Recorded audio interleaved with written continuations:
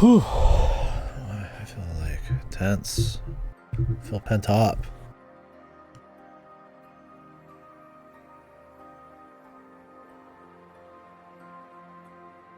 Mix of a tummy ache and coffee and I don't know, everything more. Do some chill Momo here.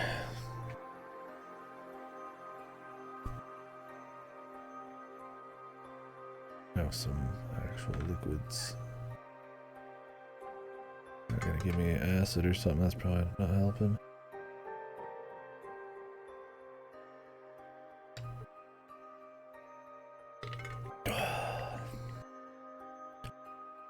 Hey guys, we're back on some Momo. We did about 3-ish hours yesterday.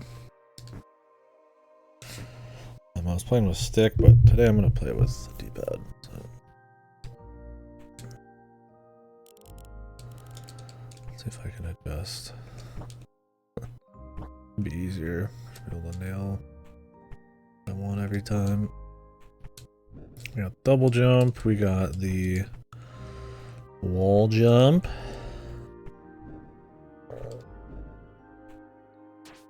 I'm shooting. I'm smacking.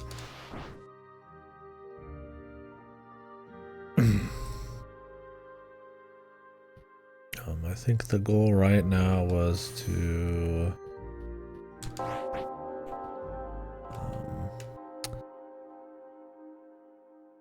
go down here somewhere. And we kind of just have to hoof it. Got sprint too.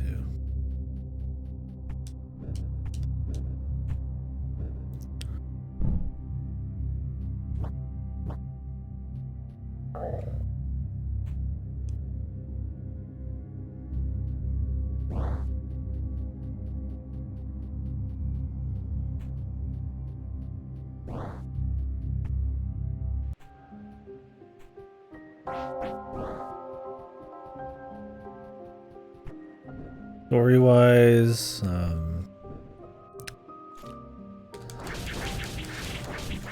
black ball has been stolen from the fairies. It's been used to summon demons and stuff. But the real problem is less that. It's more of a symptom of two gods getting pissy with each other and fighting. Oh, this has no connection. I actually have to go all the way over here. One of which I guess we've already fought a bit. So there's, I think, a sun god, a moon god of death, something like that. Surprisingly, this is actually more linear than I expected on the map here. In terms of how we want to get back.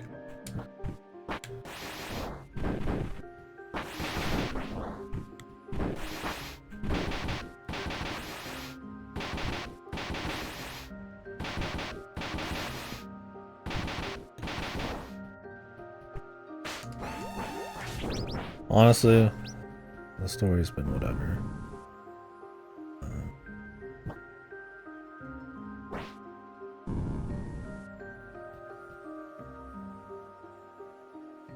I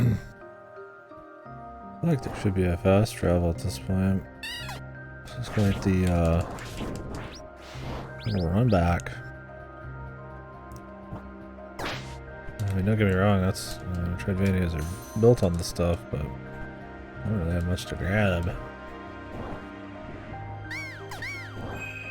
Just feels kind of odd in the pace, especially when like 4 is like a 6-hour game. Pretty tightly paced.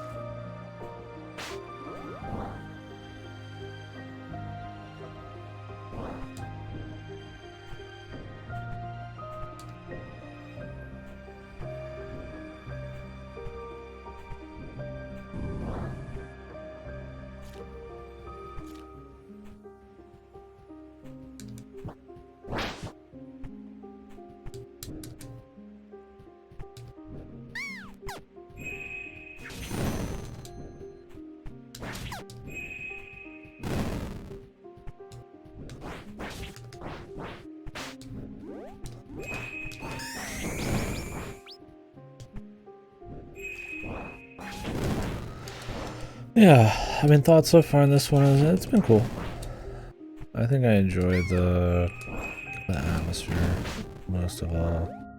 I think that doesn't mean the gameplay's like bad or anything. I think it's just fine enough to let the atmosphere and kind of just the more just general Metroidvania pacing done. Maybe in a workman-like way. That makes it sound generic, but you know, you get your double jump, you get your like light stamina, you know, kind of like Souls kind of elements.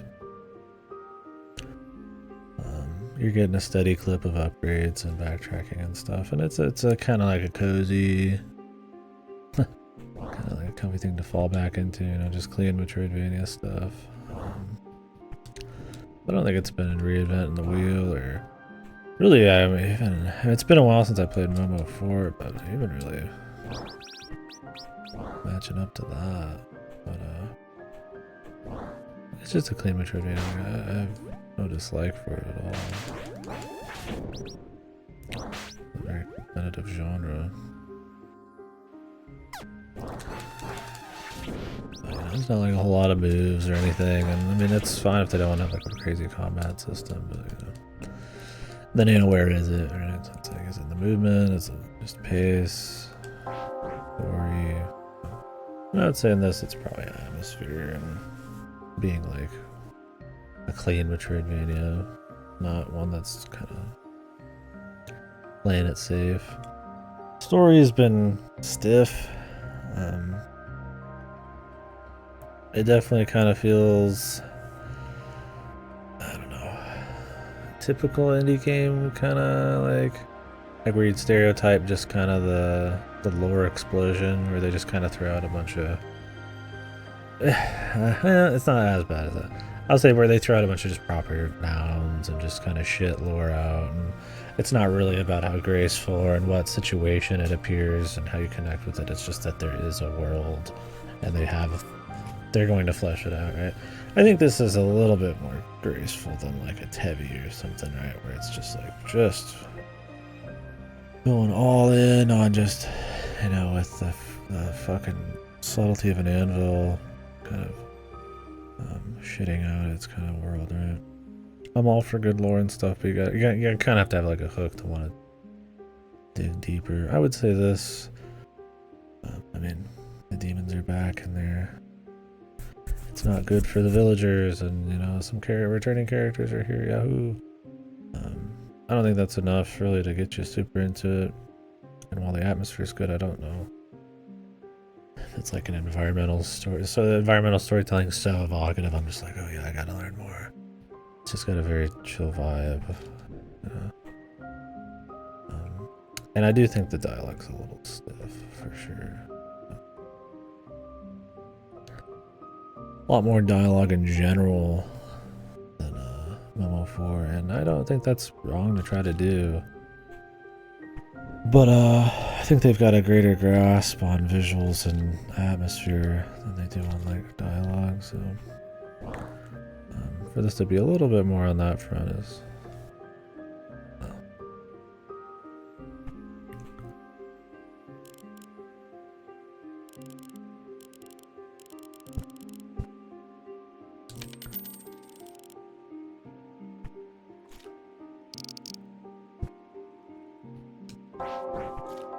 that's just supposed to heal you, I think. Correct me if I'm wrong. If that's like a teleport as well secretly, then I'd rather know, but I don't think so. We're just making our way all the way back down, I guess, man. I don't know. I mean, there's scary things. I might have to go up this way. I guess I could start with that, then work my way back.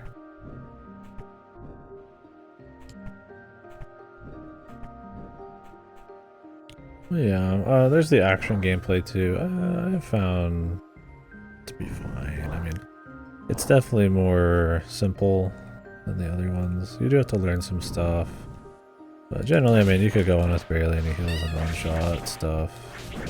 This is the highest difficulty. It's just normal. Right? I get wanting to make it maybe more accessible and stuff. and lean more into like story and shit, but I don't think what's been leaned into story-wise is strong enough.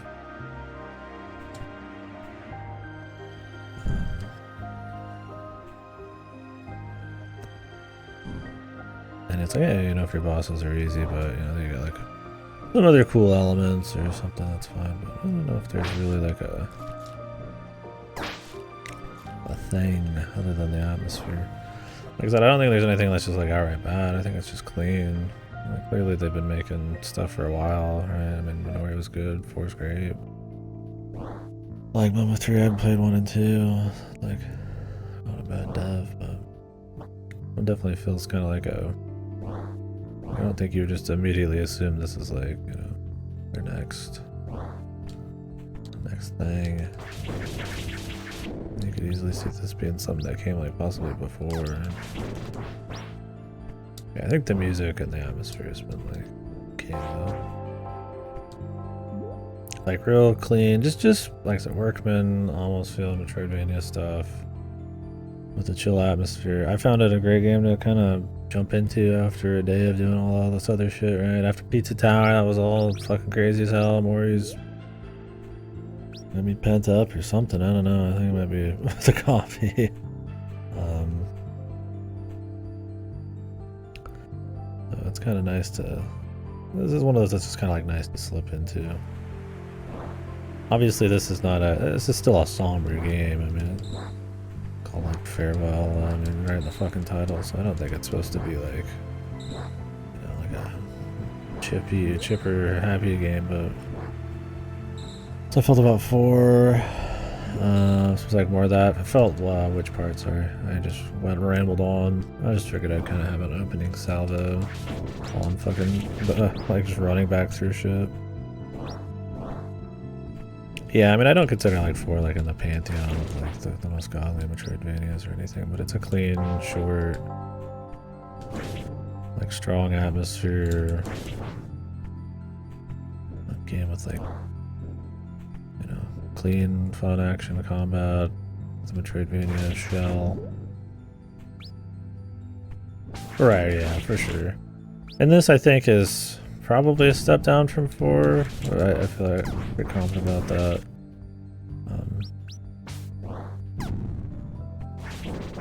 And while I feel like it still has the same strengths, relatively to 4, I don't find them as strong in the same ways. Now, it's been a long time since I've played 4. Like I said, 4 has like no dialogue, right? That's a good example. It's told very purely through environmental storytelling and atmosphere. This has a lot of dialogue. It's no Tevi, like I said, but it's a different vibe.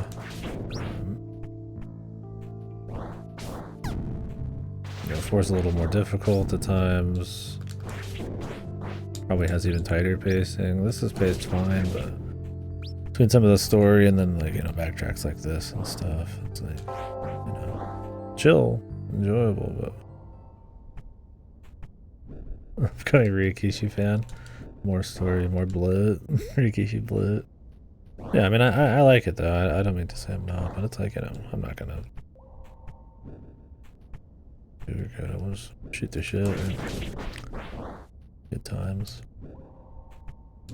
I should probably tell Goto I'm on. I just figured he was stalking. Oh, he's here. Shut up, bitch. Alright, man. Jesus Christ. Okay, man. We're live.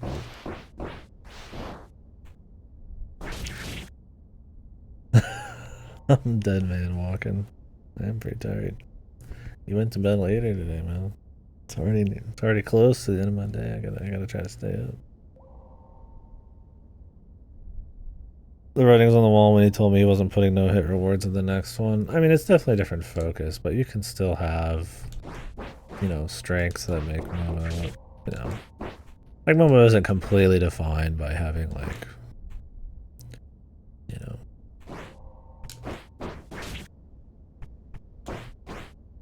just like, you know, purely just difficult boss stuff or anything. Right? I think it definitely adds to the overall like charm and identity, but it's like, you know, I mean, the atmosphere and just like the solid Metroidvania stuff was always kind of a big deal, right? But yeah, I mean, you could tell it's a different direction. I get what you're saying. More accessible, easier, more focused on like narrative. That kind of shift, I feel like comes all at once sometimes. It's like how like AAA games or something. Right?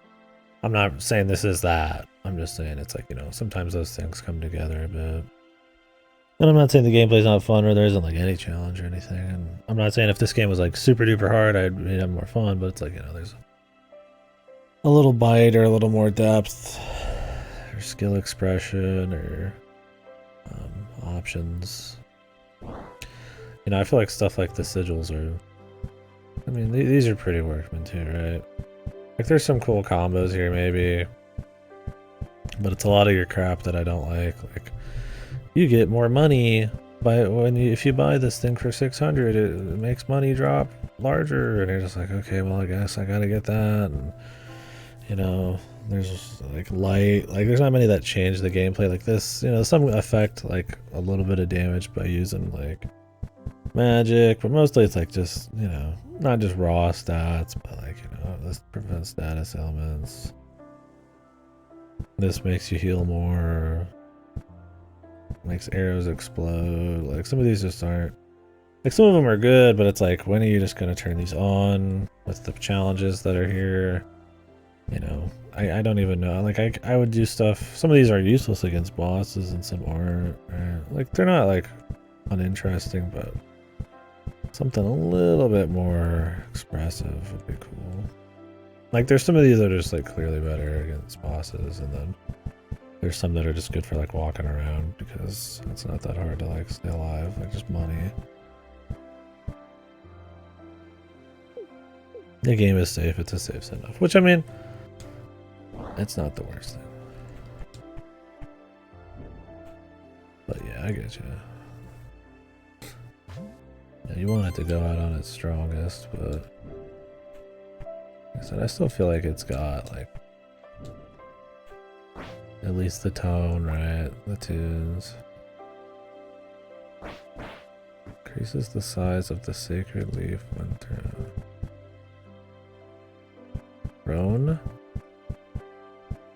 When I throw this leaf.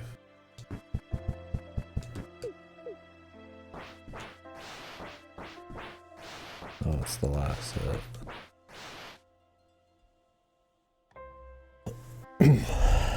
Yeah, safe send off. And I get one to maybe move away from the series just doing it too long or some shit. I'm curious what they'll be doing next. I'm looking forward to playing it. Like I said, I liked Momodora just fine, so. That game uses that engine, Cora. They're the only two games that do that I know of. Well, not the only two series.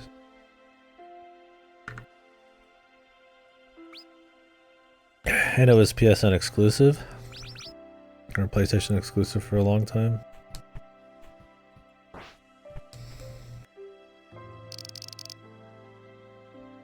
Please return later. Okay.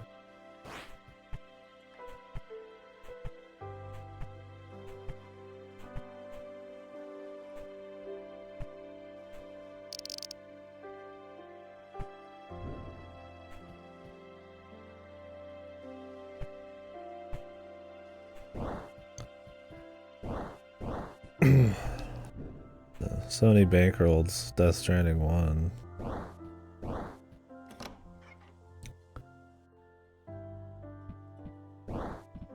Don't be surprised.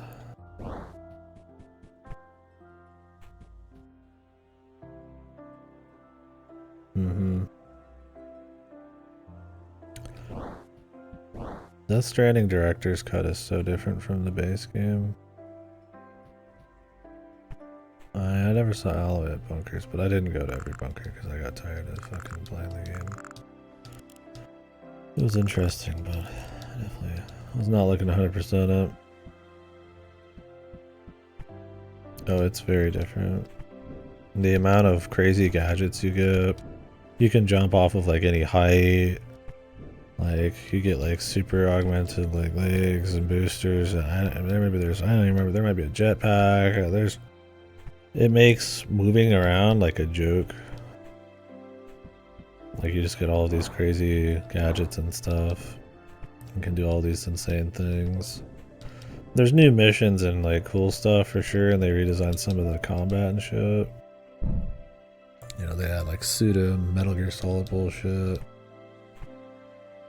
But the core thing, the world traversal, is like way simplified. Although really, in the base game, you just get the bike and you could just climb any mountain mindlessly, so... Really, I found actually like running around, exploring, and having to watch your footing only in the first third it really ever happens. Once you get that bike, you just shit on everything. And you could just go steal other people's bikes they have stored away, so... It's like whatever. Also, the later you play the game and like the community's life cycle, the more highways and shit will be made. So that drastically changes shit. You can also get like warp zip lines and shit. I don't remember if that's director's cut or if that was in the base game, but... It's neat. Like I said, I think that's an interesting game, and I respect it as a AAA game that actually tries to do something cool, but... It's pretty fucking uneven. The story's really fun. It's shit, but it's fun. I think the only parts I actually like are the Mads parts. The Mads Mikkelsen part. Like anything with Troy Baker, I'm just like, Jesus, this is so fucking shit. But it's entertaining. I like the idea of like a walking, like a difficult walking terrain sim thing. Yeah, they kind of shit on their own vision in the director's cut. I don't know why.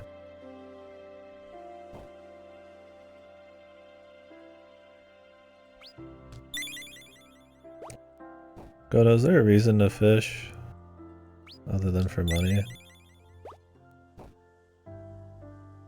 I asked you yesterday, but you gave me the cold shoulder, bro. Damn, you get money pretty quick if you get lucky. I just don't see why you need money in this game. There could be so many ways to get like crazy money.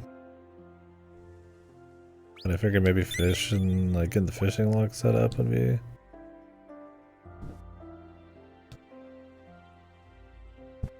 important, maybe? Like this moon egg.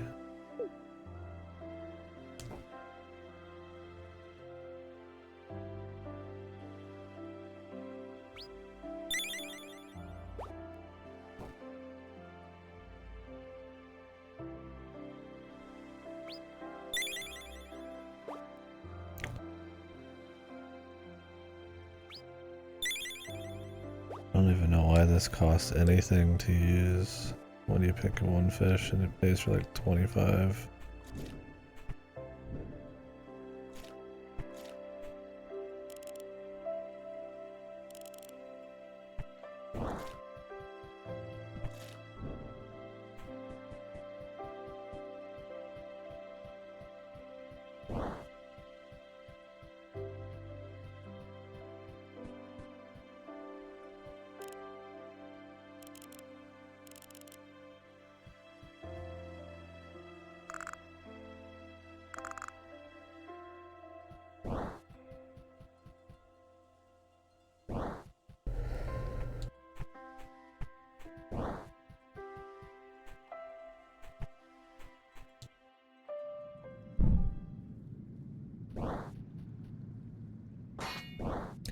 How many celebrities have you seen, Cora?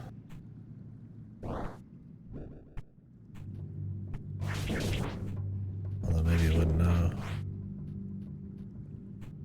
Like most of the bunkers had celebrities in them. Increases the speed of arrows.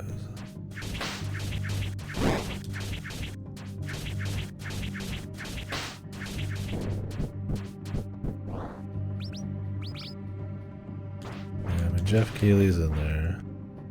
You can recognize him, right? Junji Ito's in there. That's the the manga guy. Most of the major characters are directors or famous actors.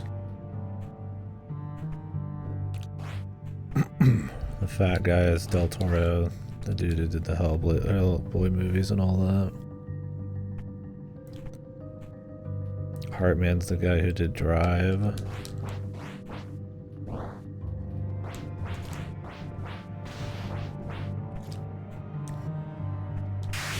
There's funny pictures of the Drive director and fucking Kojima like standing around looking cool in like random places. I think it's kind of a shitpost as much as anything, but birds of a feather, I guess.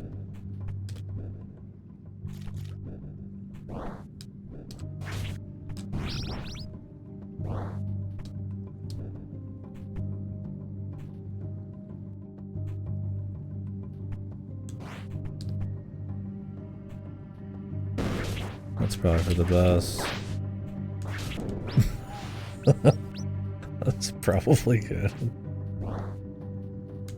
I mean, there's just like actors in there, which I mean, of course, that's always fine. And I mean, there's nothing wrong with having like celebrities in there, but the bunker ones tend to be like kind of whacking them off, right? Although I feel like the directors being characters aren't too far off either, but I mean, their acting's fine. It's kind of like Kojima just getting all his buddies to star in there.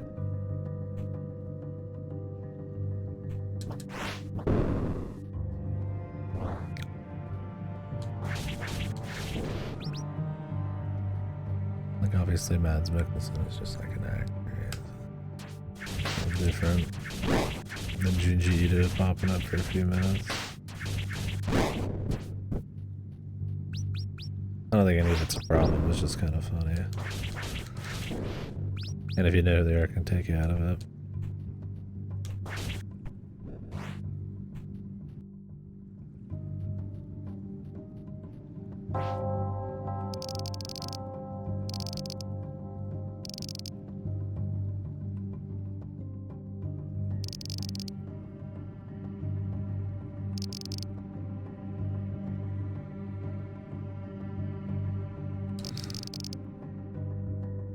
Does anybody remember the name of the Momodora character?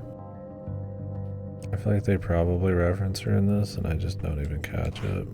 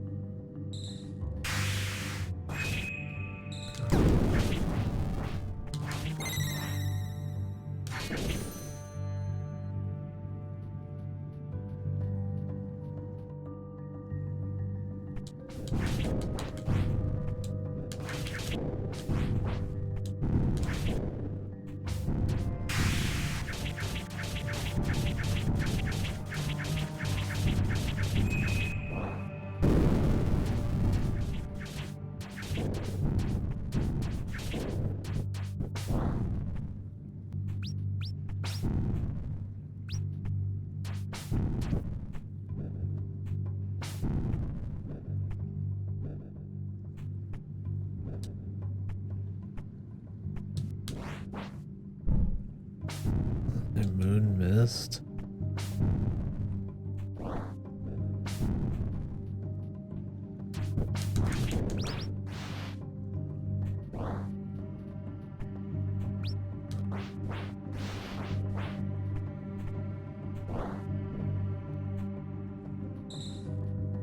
Are you playing online? I assume you're on PC, so probably. Wonder how the world looks now. Because some of it decays over time, so I don't know how much of it matters if it's like active player base or not.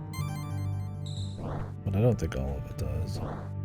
I thought that was a kind of a cute thing, like the semi-online, like kind of like a Souls thing where it's like connected to people and they do affect the world and stuff, but it's still a solo game. I guess it affects it more in Death Stranding.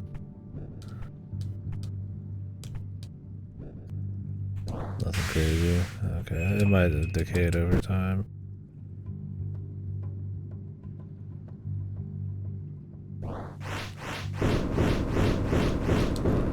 I'm curious how that panned out.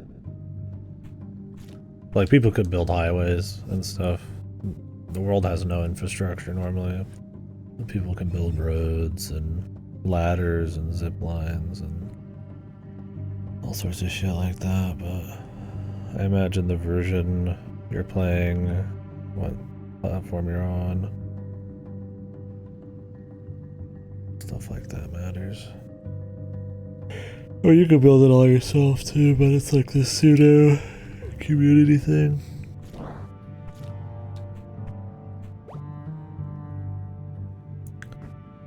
Golden moonlit dust. We're conducting a lunar attunement. What the fuck does that mean?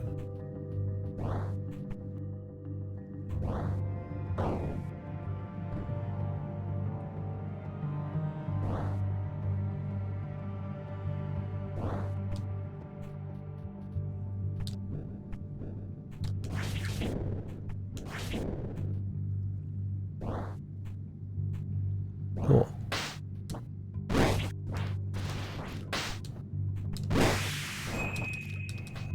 People are playing, or it's fake. People always wondered back then how fake some of that was, but I don't think it's that fake. A lot of it's probably like, you do something, it kind of just like maybe generically adds it to like part of a pool or some shit. I mean, obviously when people store their shit, you can just take it. That's definitely fake.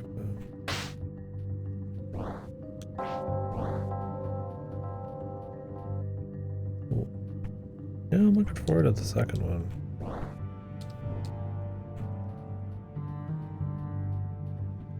I might not follow the cult of Kojimbles, but I always enjoy his games.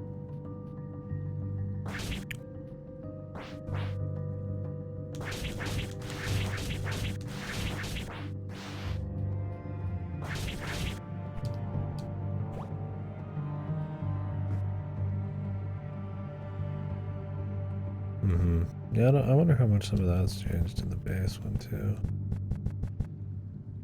Speed of arrows. Hey.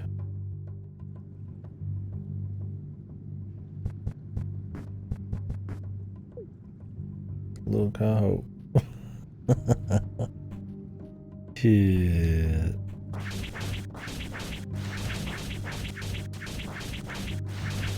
I like that. Is there something I can do with these?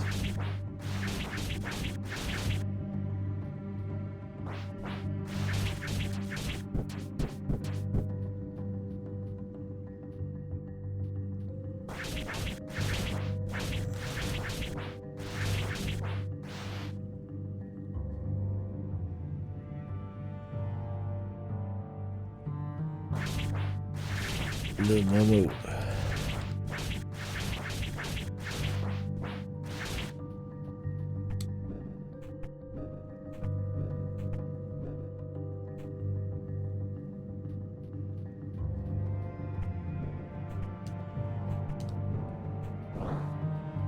The mules. What was that?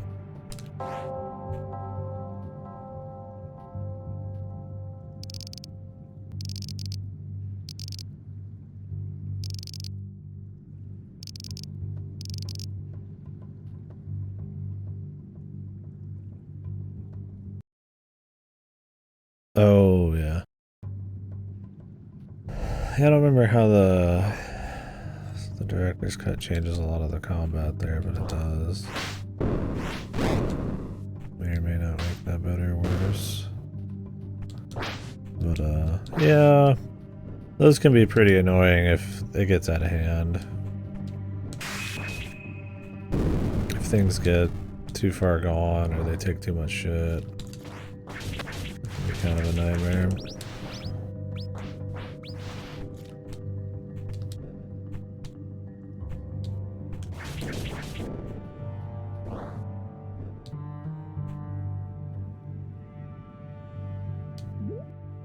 And having to like go back in and to their bases and take your shit back. It's like,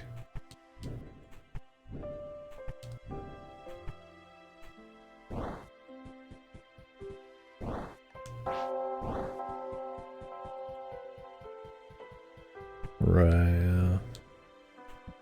The wide open plains with like cliffs you could fall down. Yeah, I spent some time getting fucked there. Once or twice.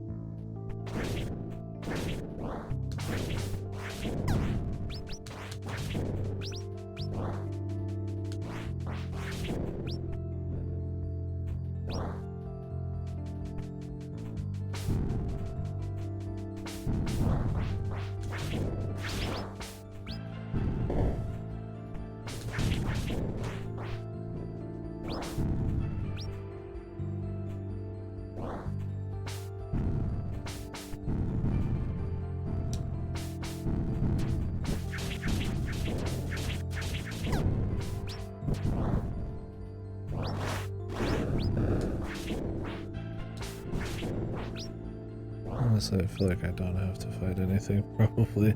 But I mean, it's part of the fun. If there ever is a part where it's like, okay, I don't want to fight this guy, then I shouldn't feel pressured. Sometimes they're just in your way, man.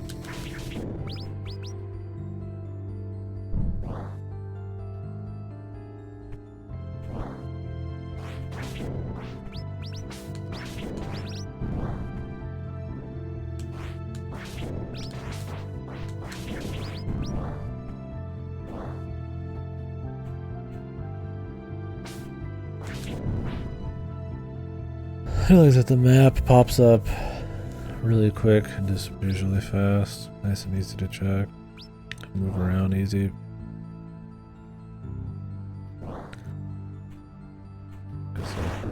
It's like a frictionless, nice, just clean Metroidvania. All the comfy parts of enjoying one with a nice atmosphere. Just with no extra bite to it, I'd say.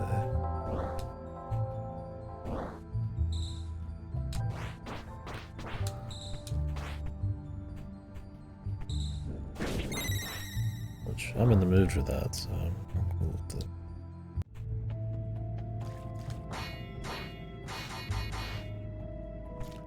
Okay. Well, we got that. That's not what we're after, so now I have to go all the way down to the bottom there. Yikes. I mean, I know I decided to come up here, but having to go all the way from the ferry place to the bottom left of the map. Even if you take a slightly longer path, it's still pretty spicy. There's not that much you can go back and get that you couldn't before. So I find this area pretty chill though, it's not a big deal.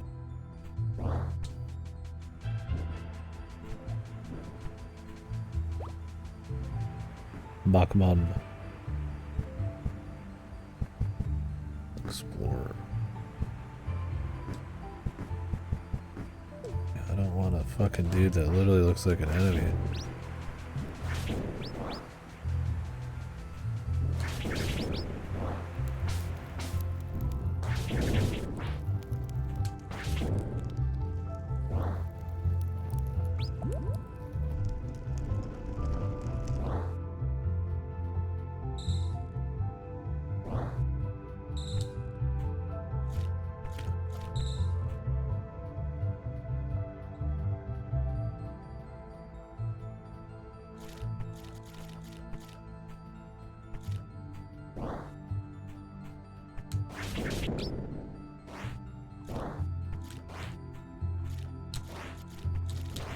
If you're sprinting, you get a nice little attack.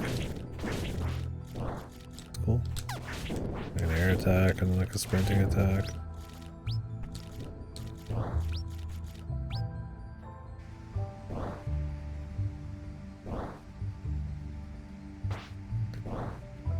Kind of like a little gap closer. Like the flippy do.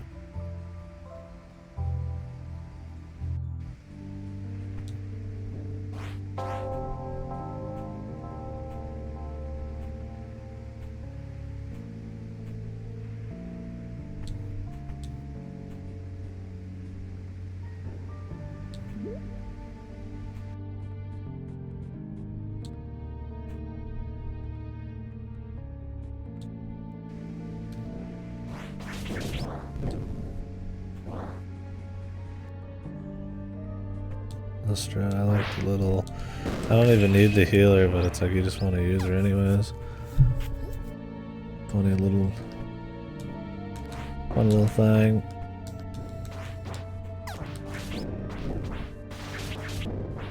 This place is looking more demonic now. Oh, because it is.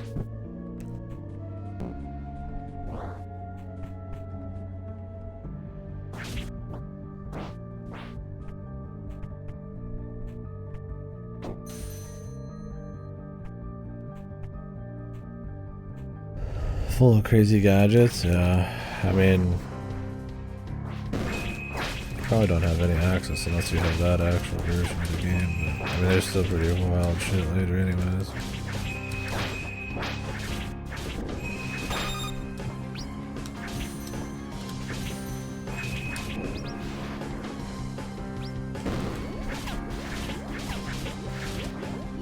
I find it hard to tell sometimes what the fuck is happening.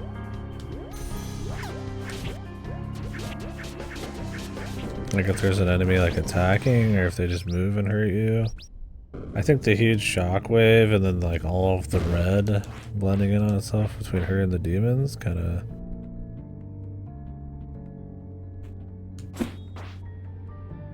be goofy.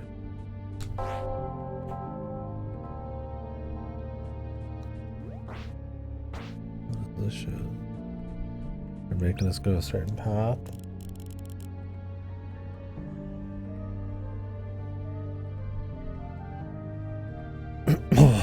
I mean, the ability to have like mech feet that lets you jump and land anywhere alone is game breaking. There's quite a few big ones.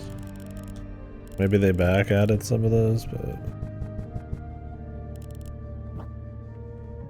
I've seen many a streamer who just like don't even have to think about traversal anymore. And like I said, in the original you don't have to think about that hard anyways. The bike breaks the whole fucking game open, so.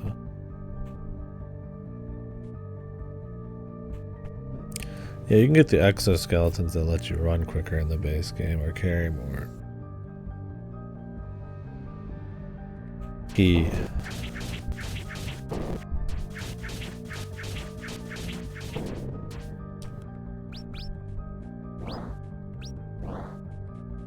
The one.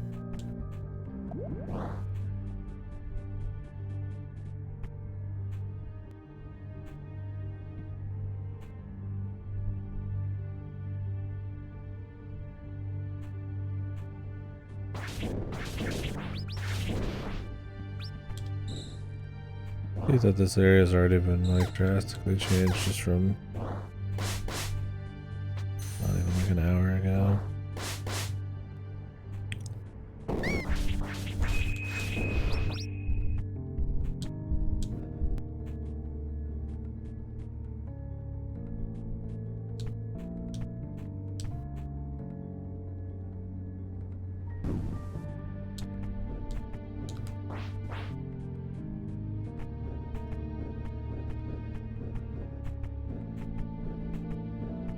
Didn't you have this little thing as an emote, Goto?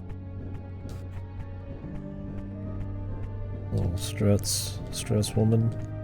Strutsman.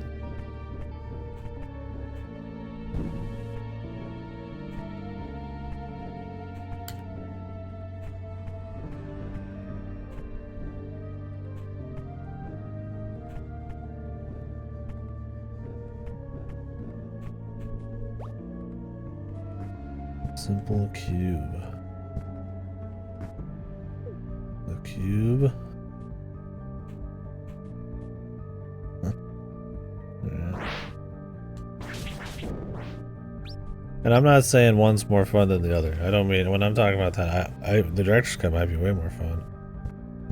But I do think it's funny that they kind of can very quickly get like stuff that just turns you into a fucking superhero pretty much. But I mean, like, the community stuff can already kind of just shit you through it anyway, so it's all part of the design, I guess, in a way.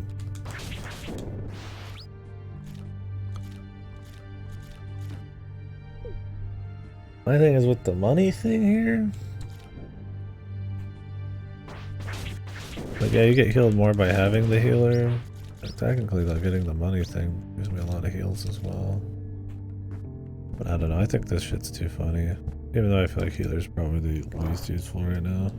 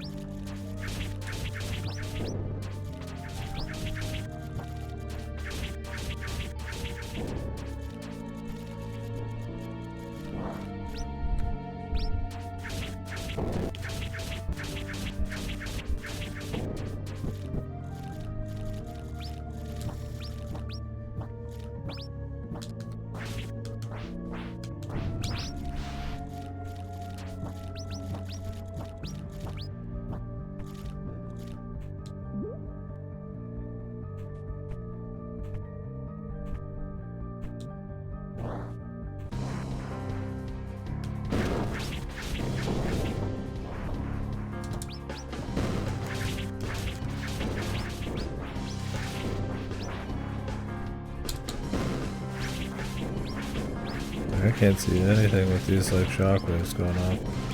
I wish the shockwaves were in the background and the enemies were still in the foreground. It completely like masks them. If the game was a little harder, I'd be fucking pretty annoyed by that.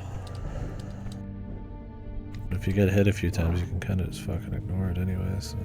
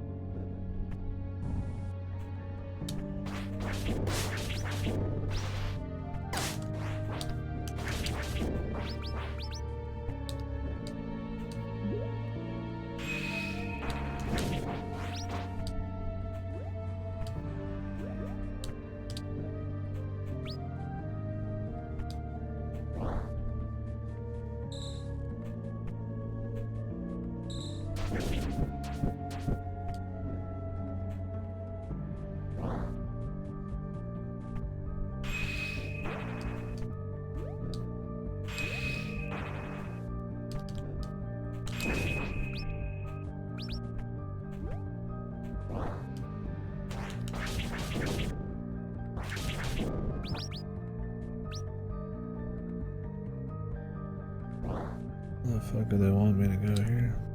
Let's just jump up this pit. Yeah.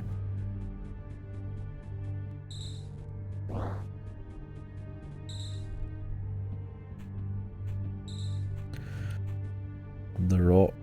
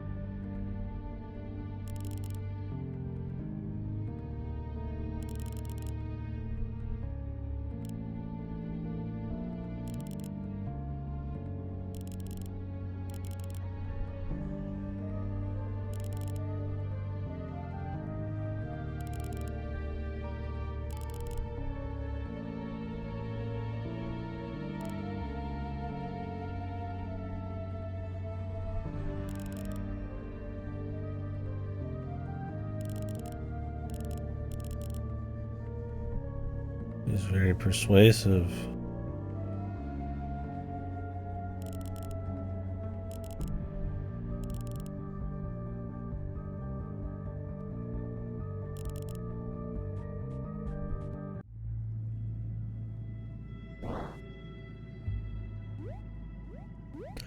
Well, it's cute they remix that area so quickly after introducing it. It does kind of like drag that area out a little bit. You do have to kind of take like a winding way through it, but I would take that over the part where I actually had to walk back down there in the first place. At least they try to keep it spicy.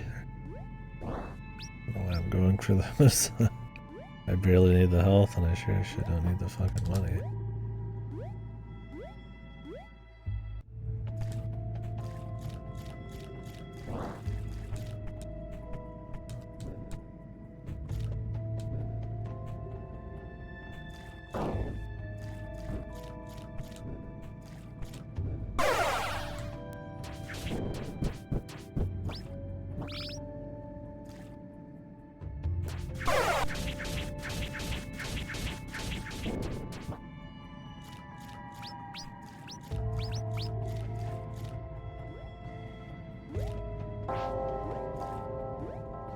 Brother. Back out.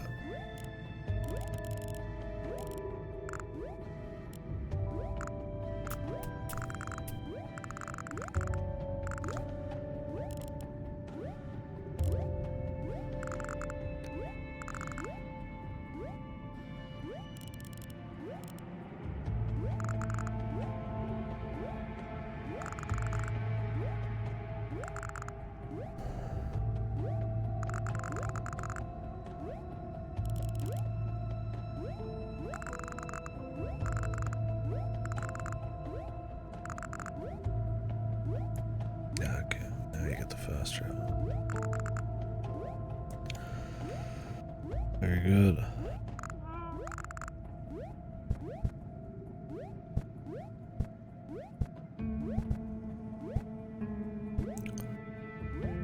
He's not at every bell, but he's at most of the... I can feel the tired already, dude. Oh, Gudo's gonna kill me. He's gonna kill me. He's gonna murder me.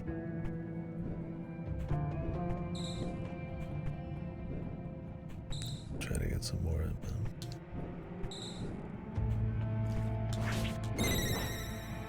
And they said they were like wrapped in gold. Clearly not.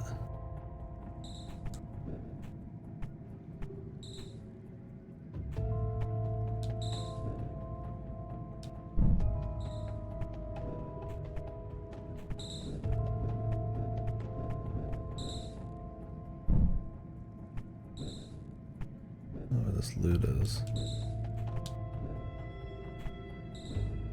I don't remember what kind of exoskeleton I rolled around with in that game. I don't think it was just pure speed boots.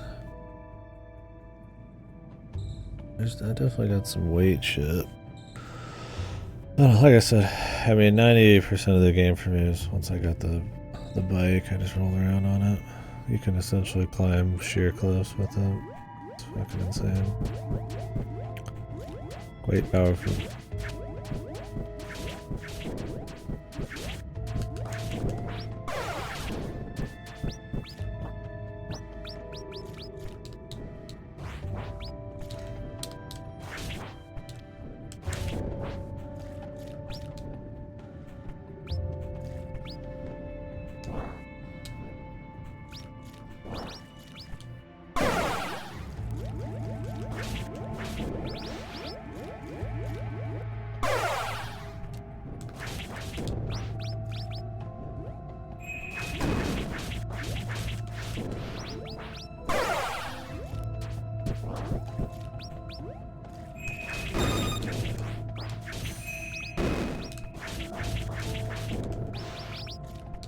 Let's do some high damage.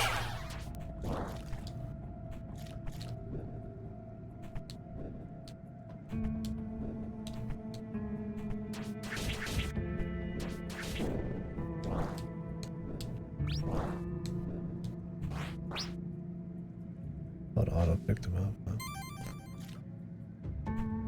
That's cool. Instead of just making him disappear when you like little cutscene, it just auto picks everything up.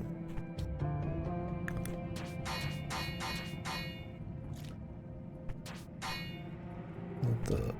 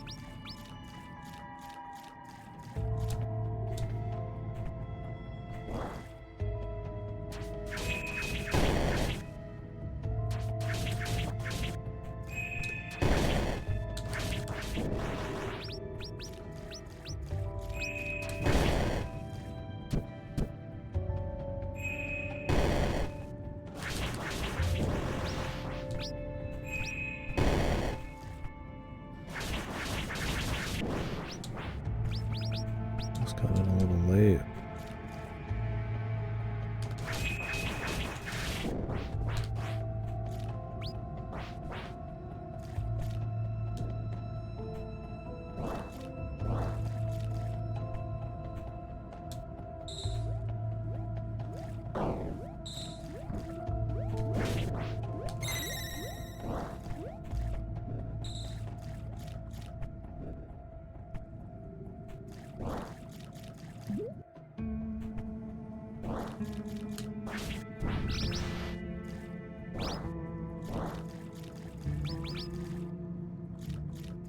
Probably take the extra money thing off soon.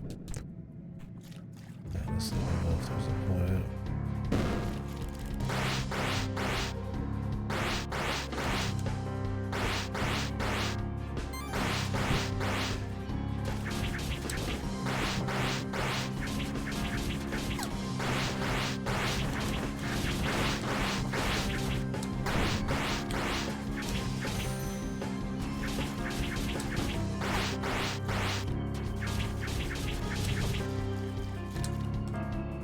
What? Dude, I don't know which guys you can just walk into and which guys you have to like dodge. Like it's fucking odd. Like this guy has an attack, but he just also walks into you casually and kills you. And like I try to walk into them and immediately do a dodge, but then you just touch them anyways. It feels like fucking kind of Jake City, man. And when they do like half of your health, it just feels odd, man.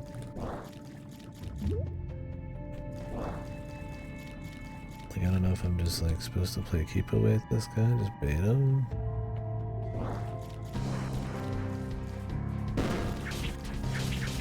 Is Jake City or just wait for him?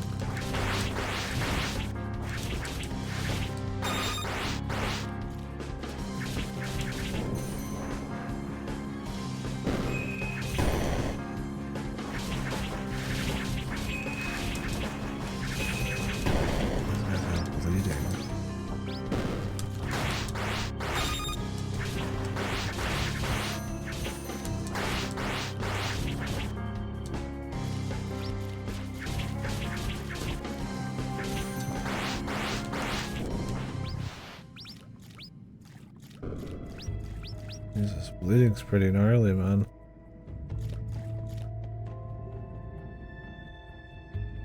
Wait, what am I just dead?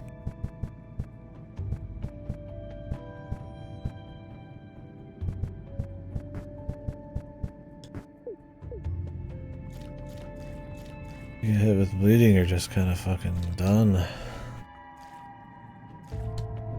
I guess I gotta just leave that on forever. I don't know which enemies are gonna have status effects and which won't. God knows I'm not micromanaging him. Then you could just blast through it probably with...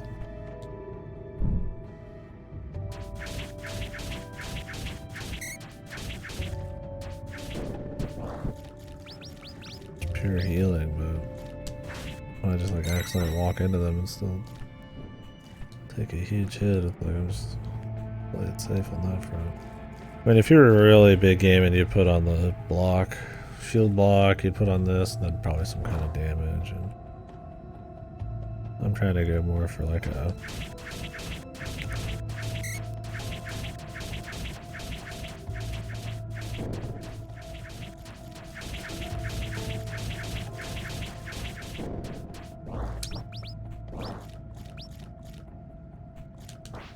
big money build right now.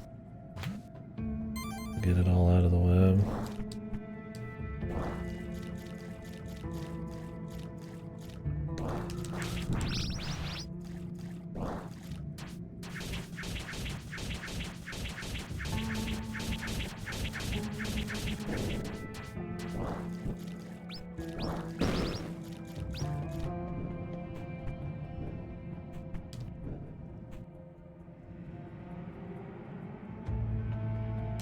Oh, me heals.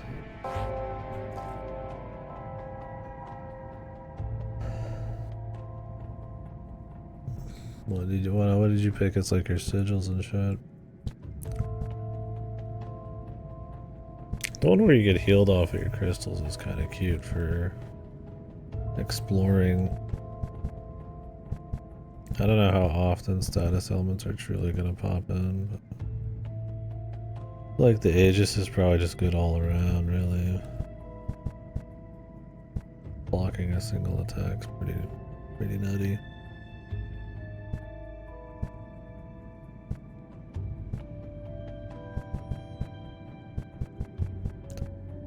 I don't know how many crystals is enough in this game. I don't know what kind of like money sinks there are, considering there's like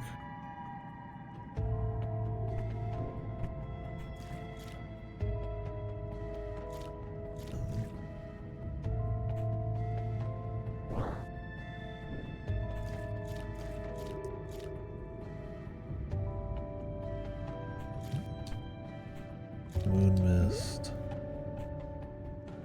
There's like fish and all that shit too.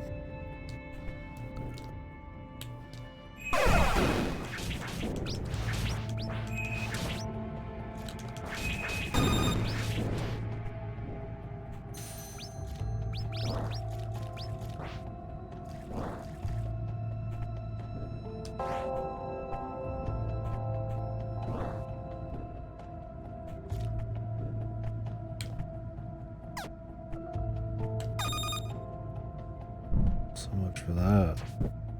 What do I need, a Richter kick or something?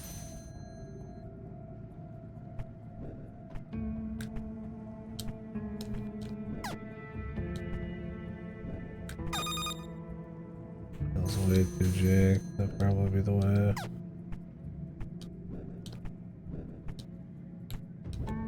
Maybe.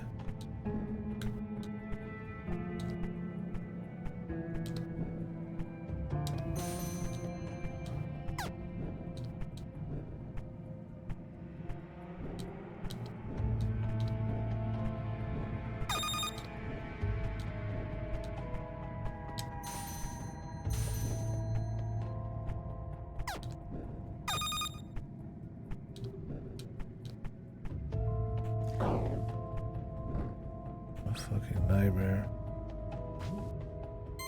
Barely made it.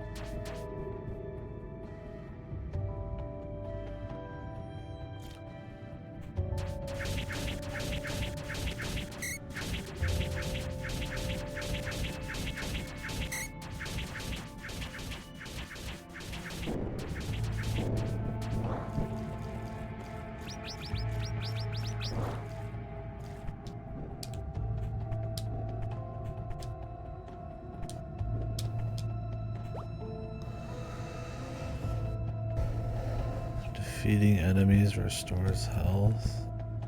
How much?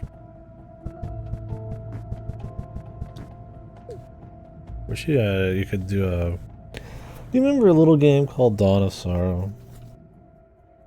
Maybe even Aria of Sorrow. Do you remember a relatively new game? So, nothing really has probably been influenced, but... Remember that game where you could swap between setup with the button? That was pretty cool, man. I don't know why I was thinking of that right now, but...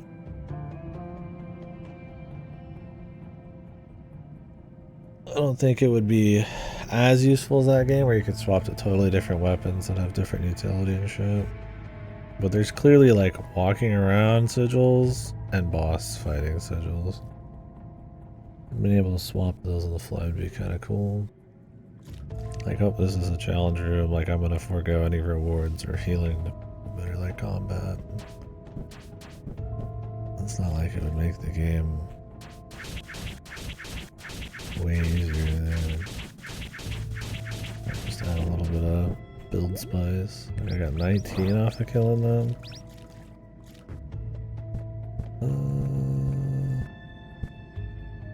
I will be real with you. This will do more than that.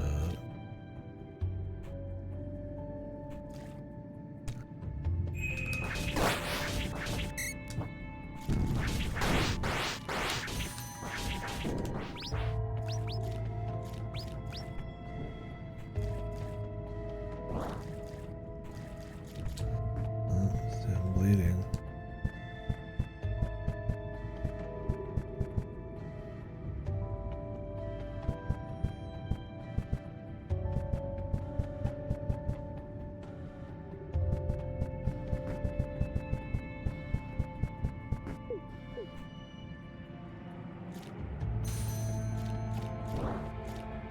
Just like most of your health.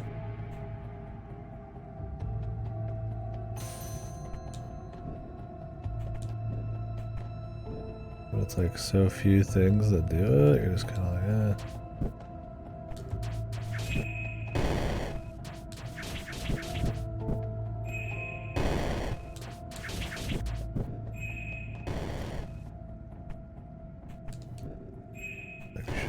Around with status clears. If this is like a different game, no status effects is pretty good. It's the ultimate in some games.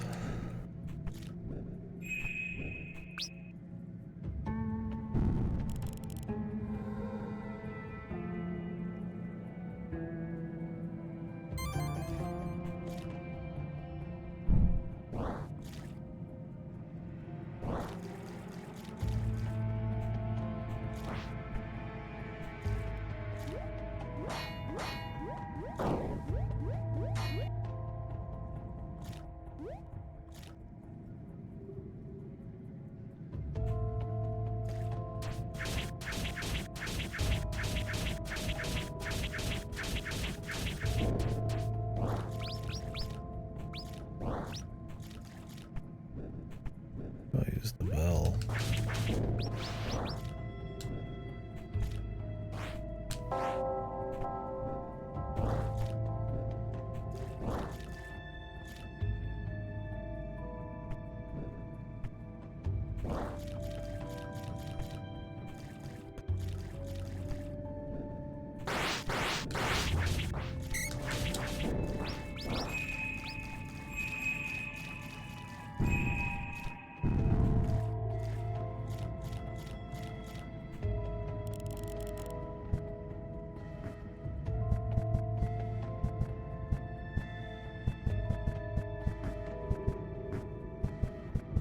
What would I want for like a boss? The magic blades?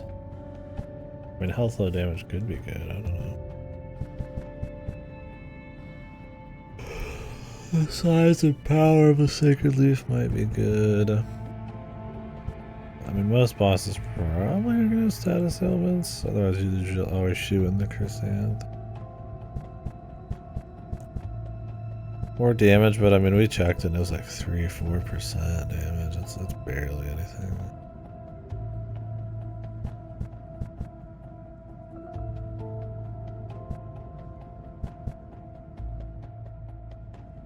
burst of invincibility after using a healing bell. And if that doesn't trigger the barrier, you could really just fucking tank. Just use it, keep tanking. I wonder how long the invincibility is.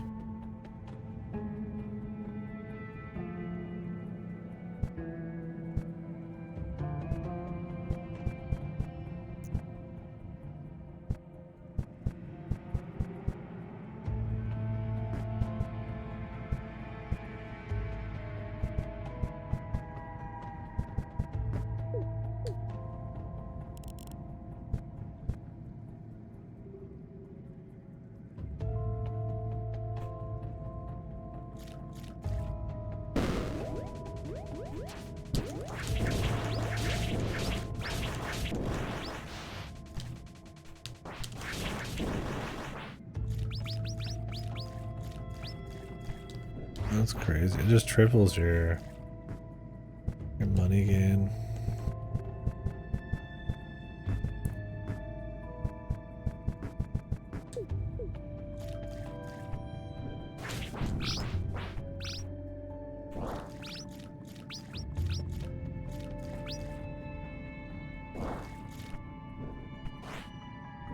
There has to be like no point getting money anymore. Maybe I'm wrong, but Jesus. I feel like we're already beyond. Maybe there's like a crazy money sink.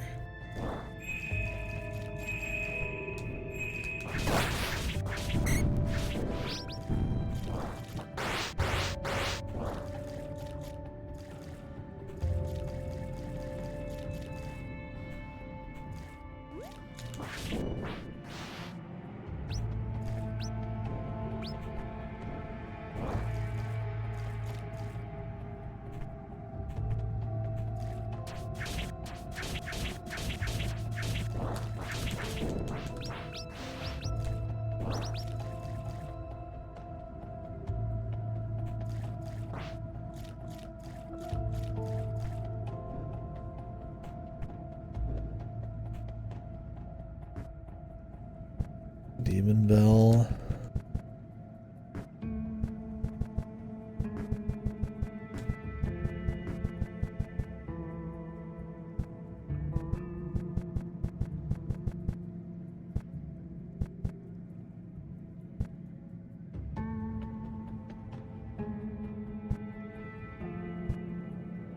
I mean, this one's good.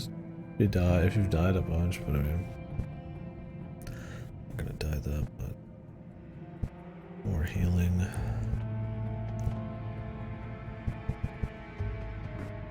How quick does that make arrows? Whoa. Neat. You don't shoot them quicker, so it's not really that crazy, but it just looks cool.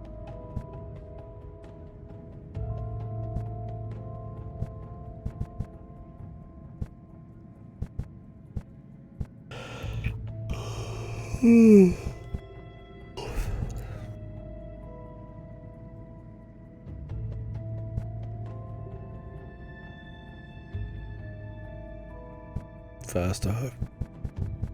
Fast up. Here's how much invincibility you get.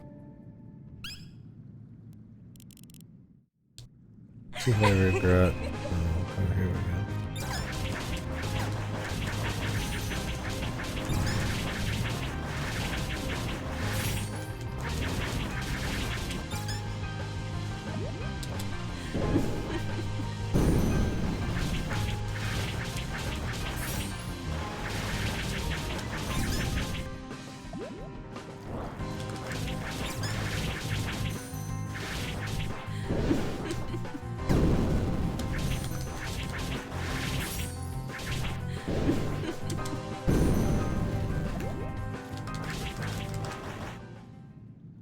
Yeah.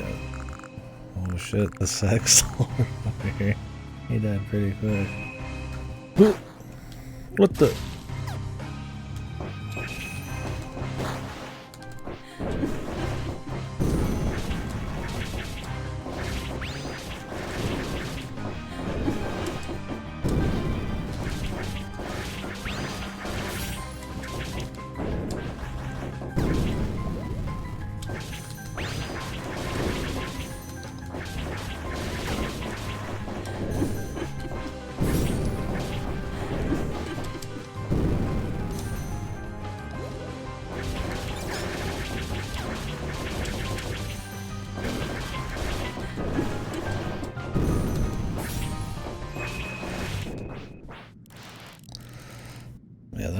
was busted, dude.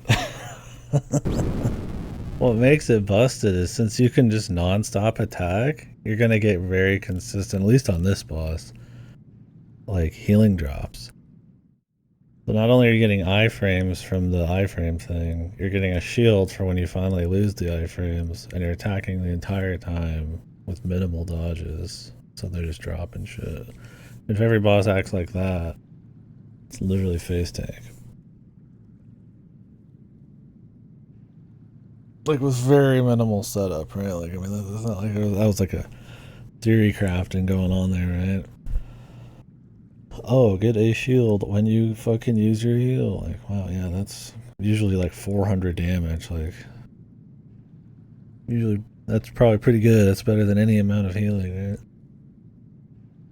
The question was whether the swords or the iframes were going to be good. And the iframes seemed pretty long. I was just sitting there face tanking. I mean, we're pretty upgraded at this point, so I've been grabbing everything, but this could be a pretty good build, we'll see.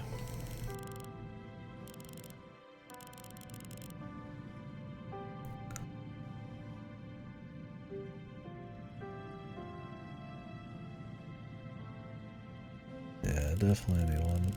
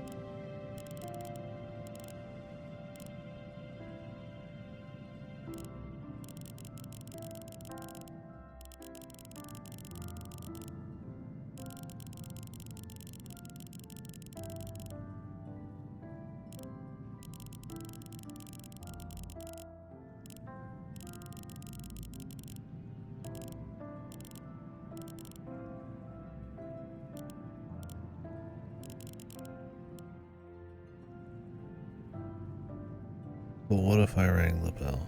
One smack. Huh.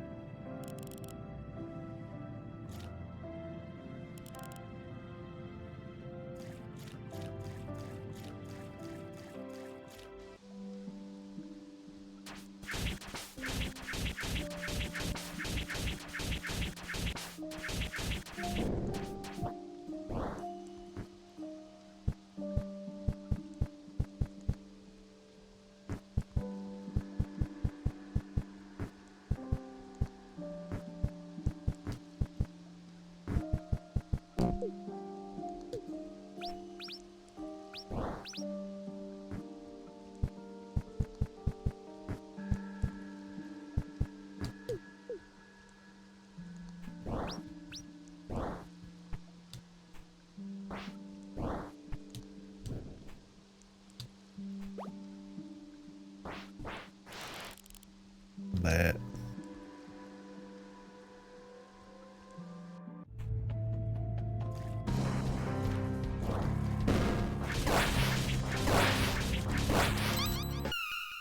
Instantly dead.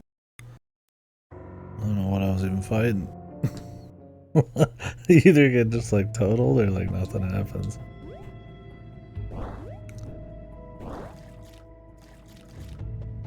Because it's really hard to see like when you're getting attacked and where you're getting attacked. I feel like you just kind of have to hang back and wait for attacks instead of stay aggressive because you just can't like really see what the fuck is going on, man. It's when you hit a lot of red enemies, and when you hit, it's like fucking shockwaves and stuff, and then like I don't see the attacks. They usually have like a sound that goes off, but some enemies you could just walk into.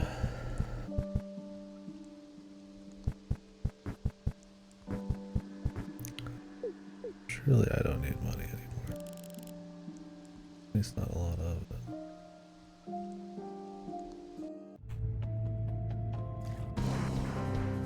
I don't know why that. just keep shooting.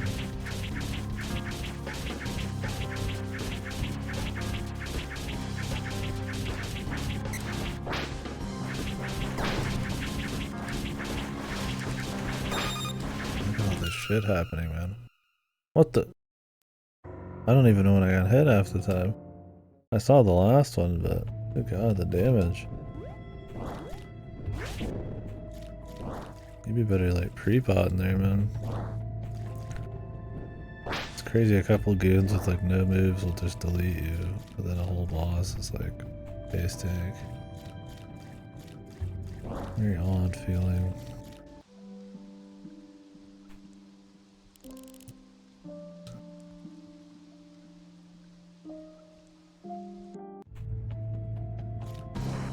I mean, even really these, I mean, you could just...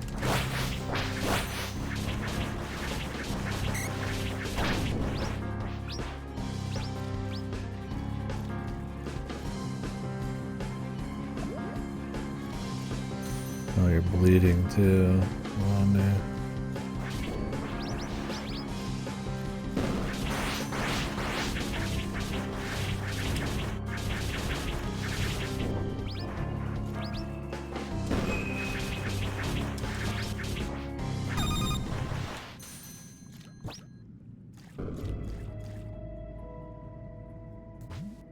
You can be like proactive with this shit too.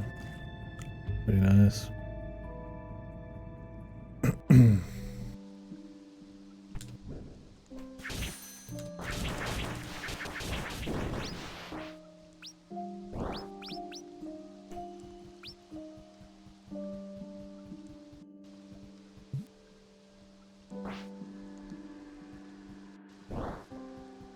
Moon mist.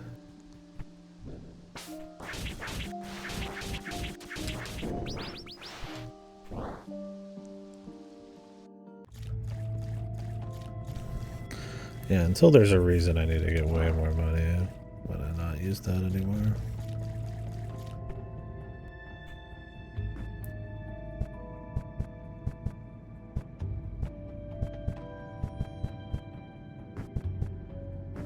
We could do the health one.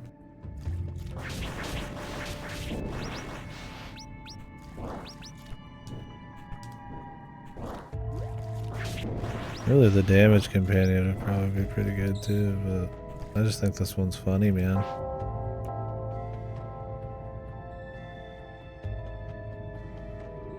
Clearly there's something underneath us here.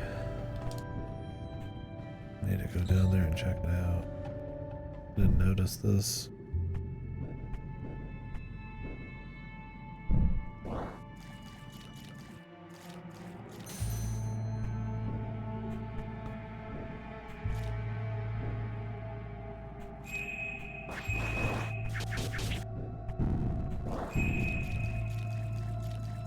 When I noticed that there was that passage blocking around, I think it was falling that pit.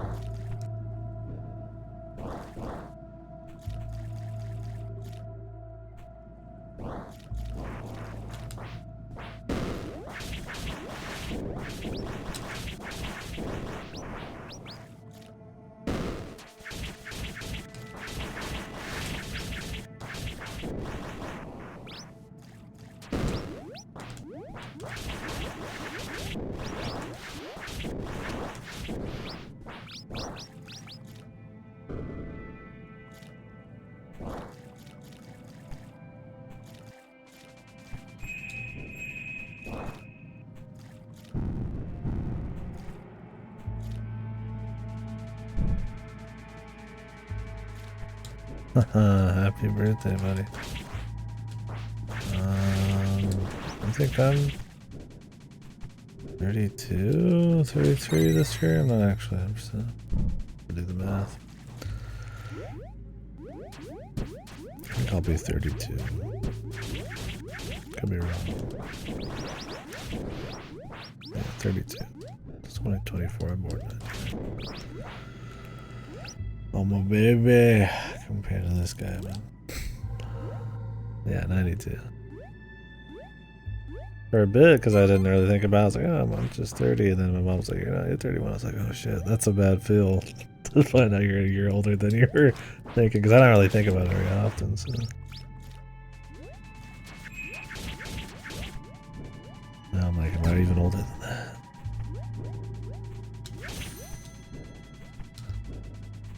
But yeah. That be right.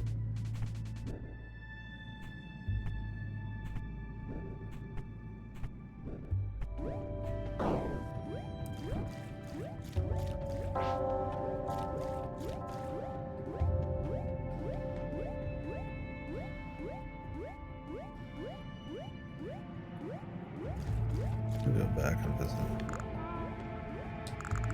Facebook page, and everybody shits out the happy birthdays. Why is that shit's not automated?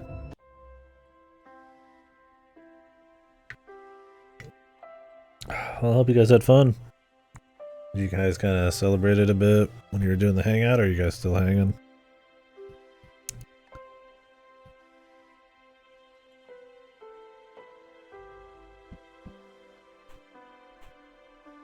I don't remember what was in this treasure was. Oh, stopping me. Might have been missed.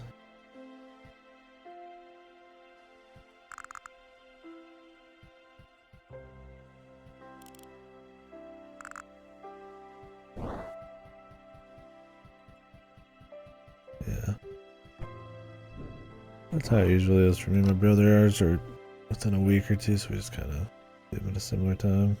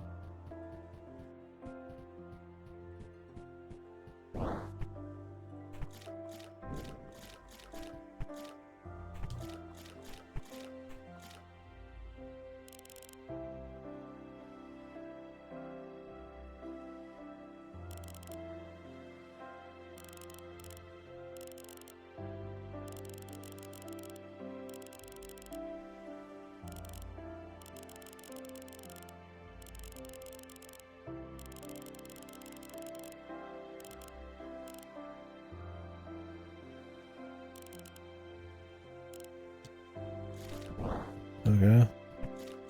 Who even is that? Was she in some game?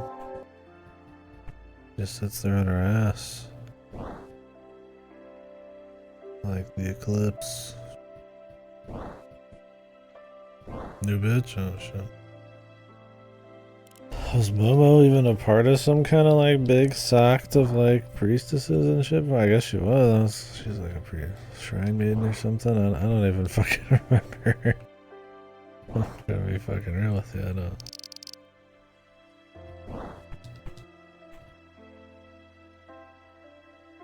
Can't say a lot of it sticks with me.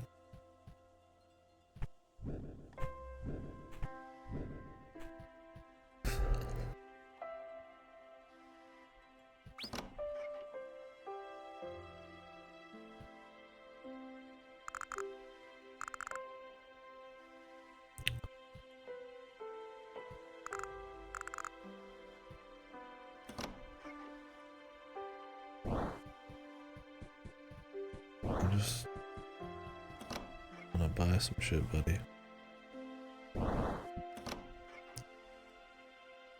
That little thing following me around is funny, man.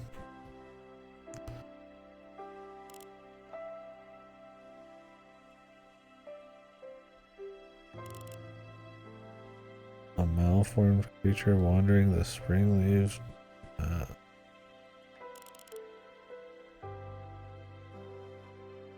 Where's that? Is that like a boss? Special boss somewhere?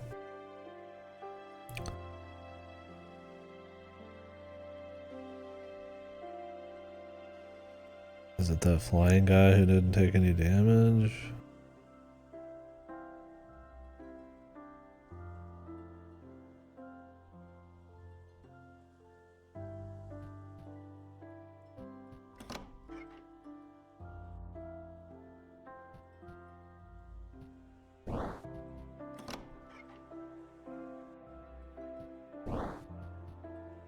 She said this. Or this.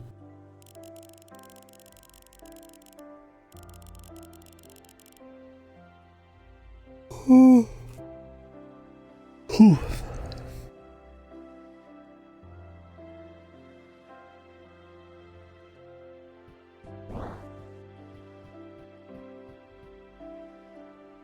The harpy.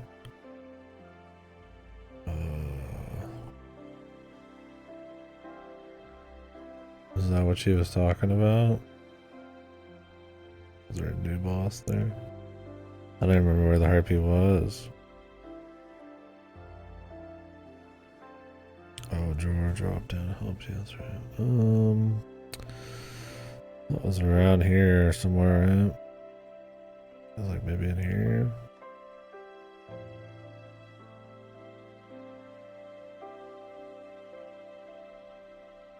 This one? Does have a new question mark. I think that's a new question mark. They've been pretty good about just kind of telling you whenever there's a single thing going on, so.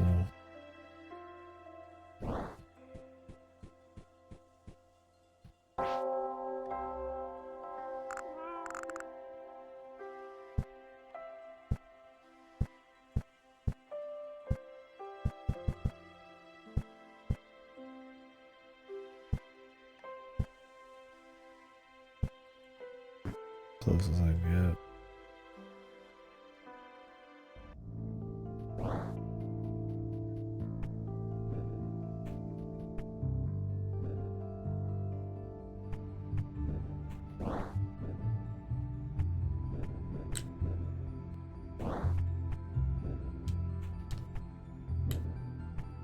Can't see shit.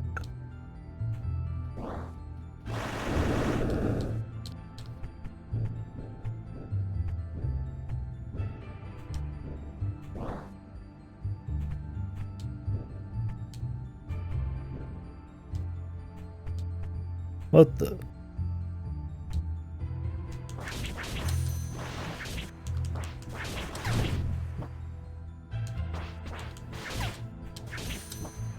I'm bleeding again, man.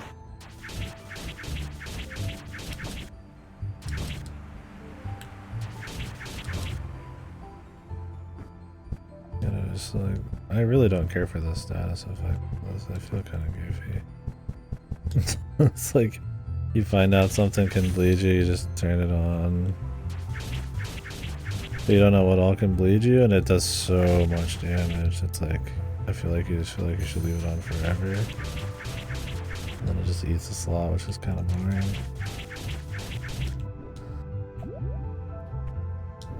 Like, it's done like, what, 3, 4, 5 heals worth?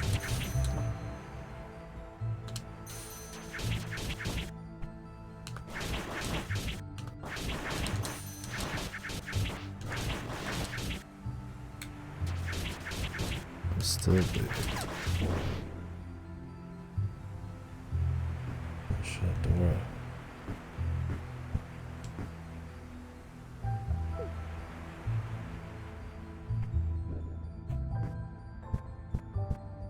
I think this, the little Kaho is funnier, man. The little Dora is funny though. I mean, at least it does damage, I guess.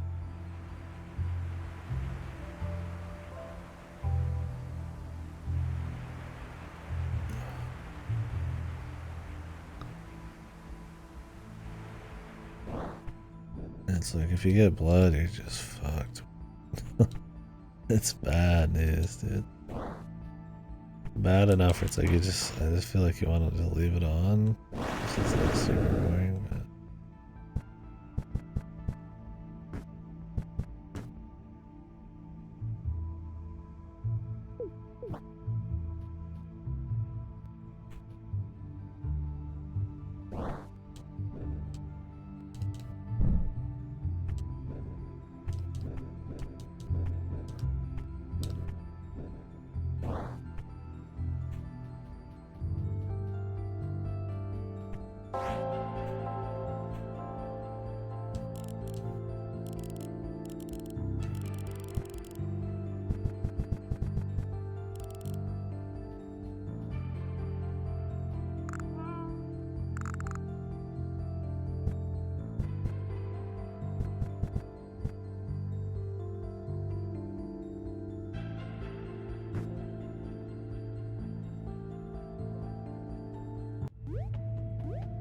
That area definitely has my favorite music.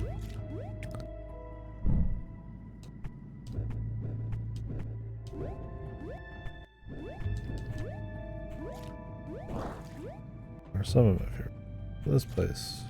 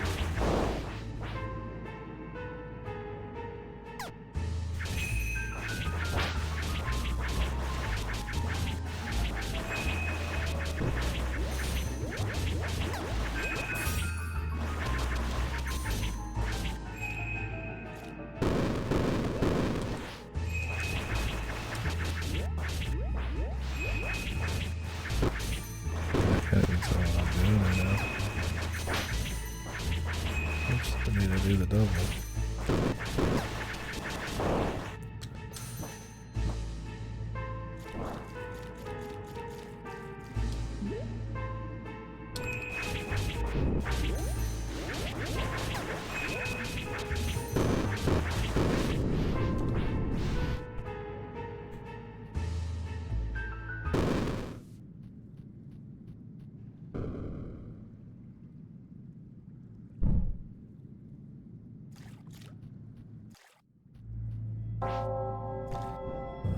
Okay.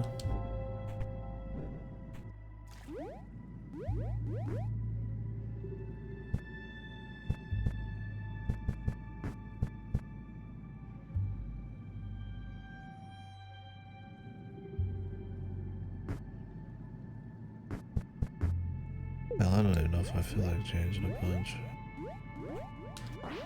Works against bosses, man. Why not work against everything?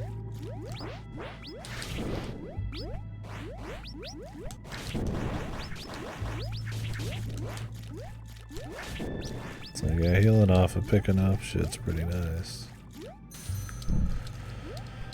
For really long hauls, but...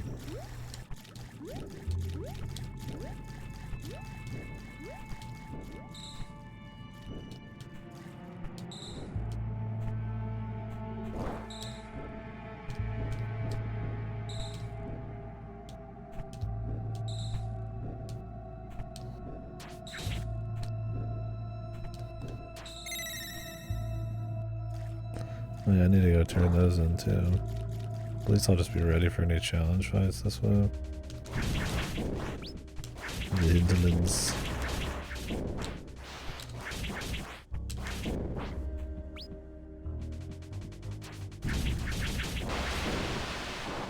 Oh, fishy. Big fishy.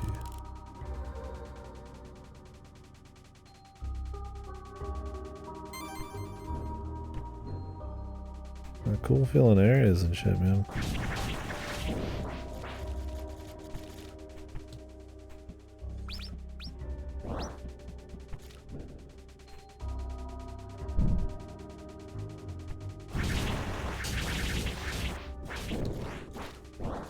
Good atmosphere.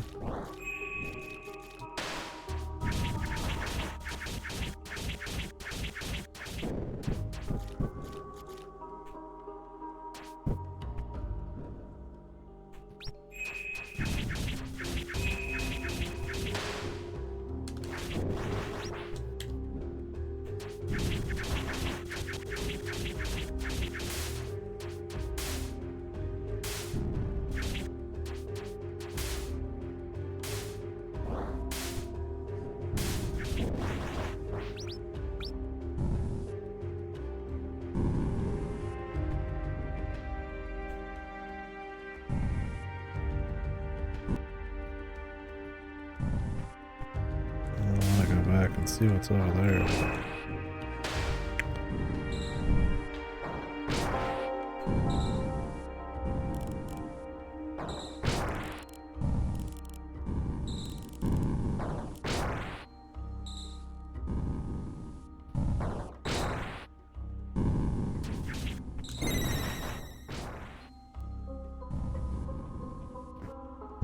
Any of these pop up and you could just literally swap off to this. This should just be a permanent upgrade.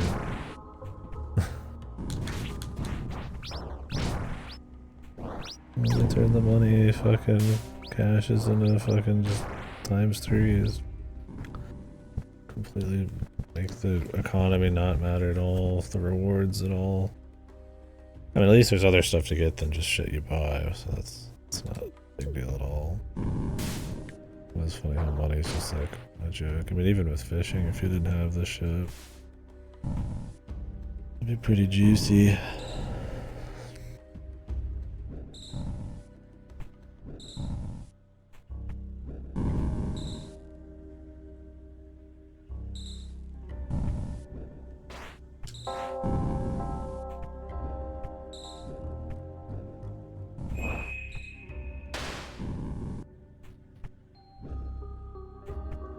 I'm gonna make sure I'm checking all these rooms just to have shit mapped.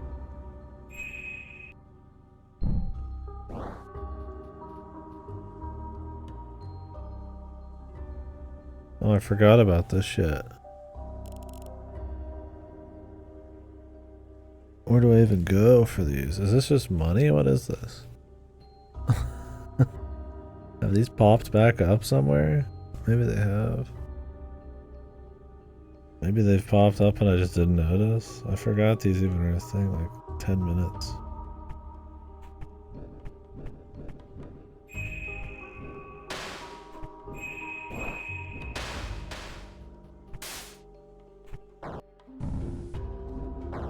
I think I've done it to 2 of them at the very beginning. Fuck if I know what they are.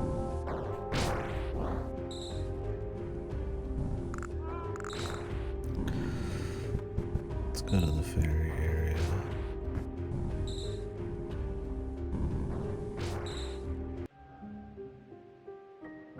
Actually, not here, farther, deeper.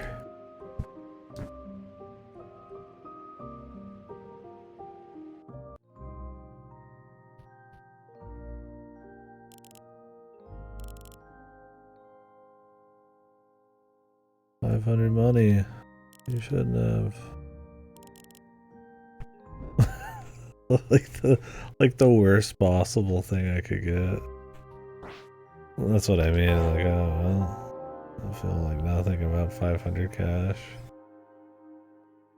I shit 500 in.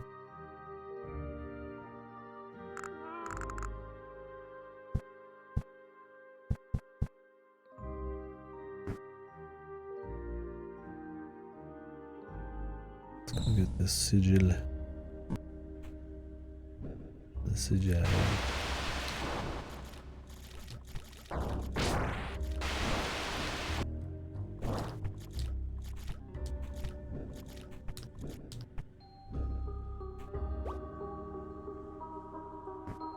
Perfect dodges are easier to perform. What do you get for a perfect dodge?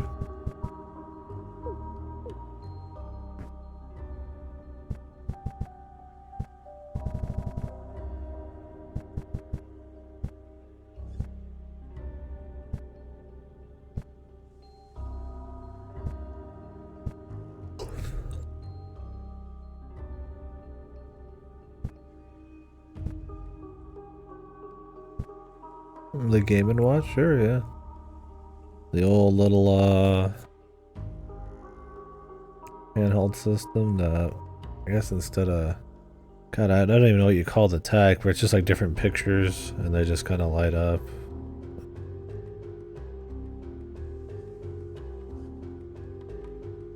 I think you just bought them, yeah, like a single packs.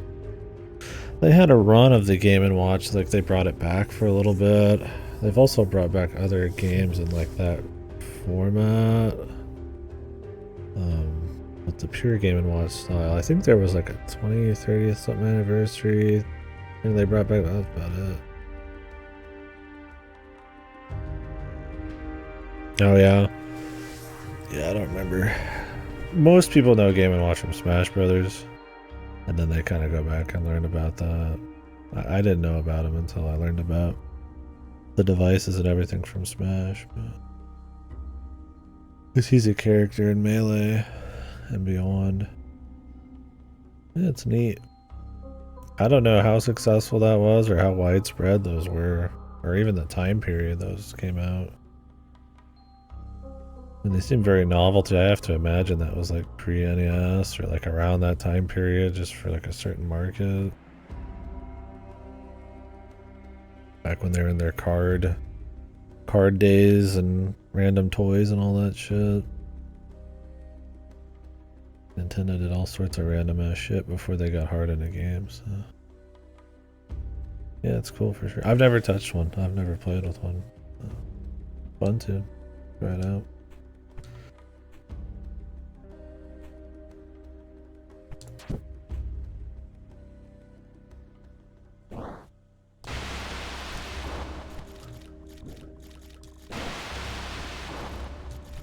Okay, I was seeing if you could jump and then let go of sprint. Keep cranking it.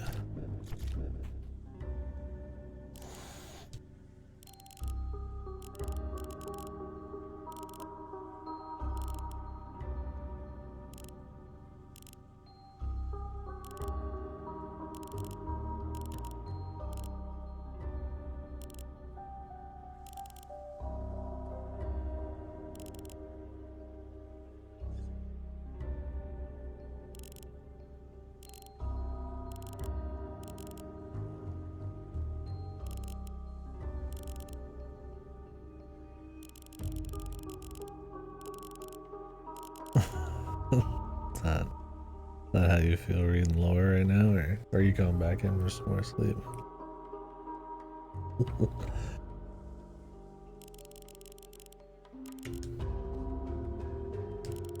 The moon mist.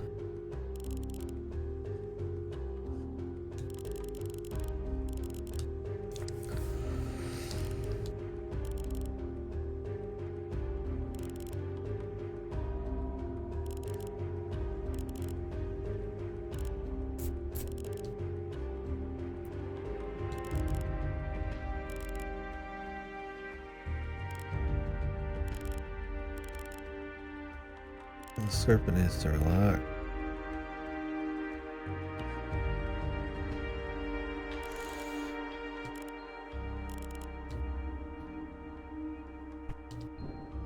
Some bit.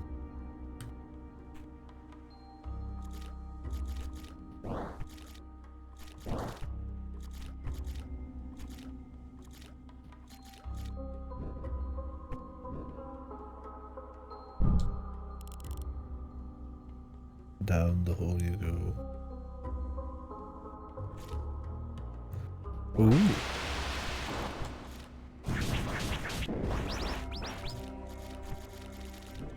Then slowing down. I can just jump.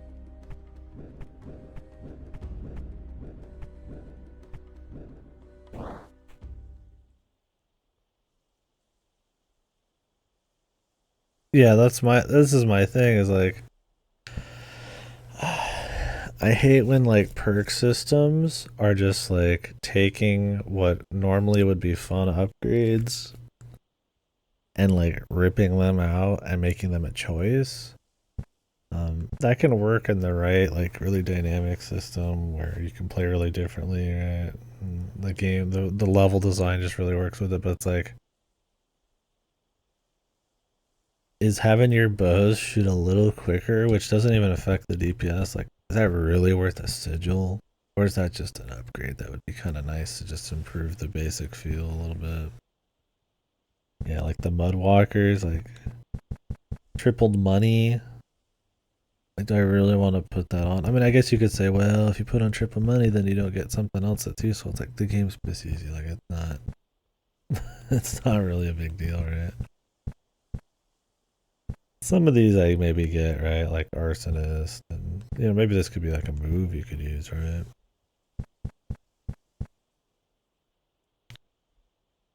But it's like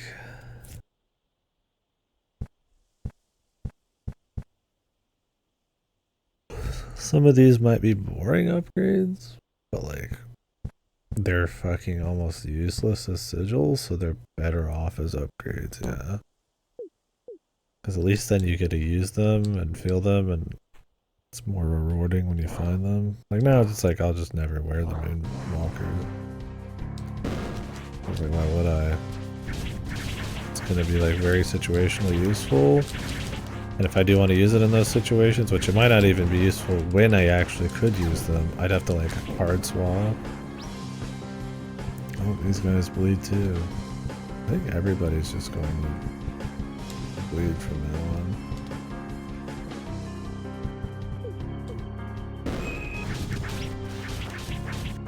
It's to the point where I just need to leave this on, just like a gimme.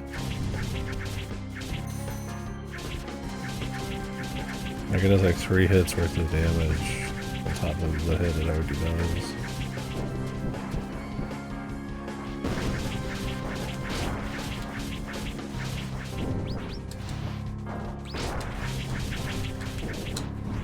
Ironically, I don't think the bosses really have status effects so far, but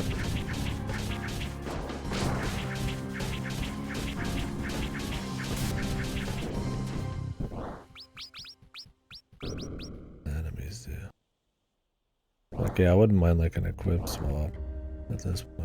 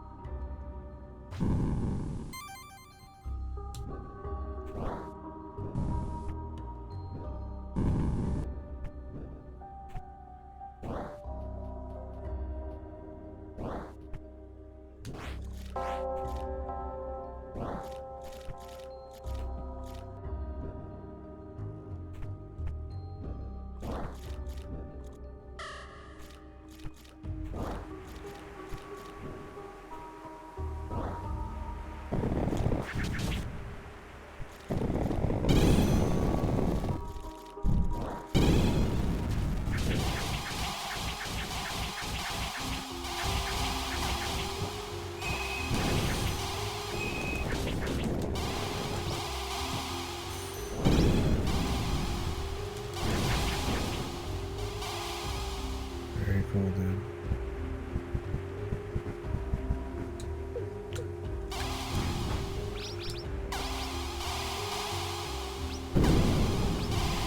He said that did not mean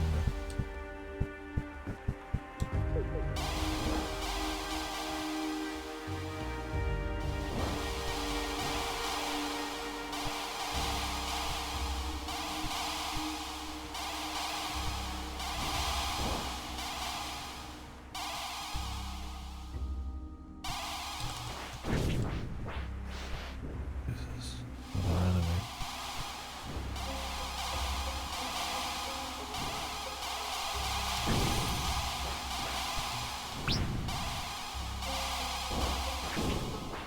I didn't turn on the triple money there. Nope. I think it'll be fine. I honestly feel like, unless there's a crazy money dump, like surely 3,600 is like enough for the rest of the game, considering I've already bought everything. They'd have to have like one really big dump, and then I just leave it on. I just don't know when I'll unlock it. I just don't want there to be like an end game. Like, hey, here's a 999. I hope you've been for fucking have this on the entire fucking time, right? Just to justify its existence.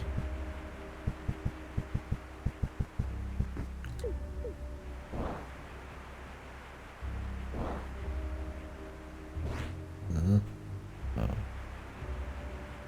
It sprints out.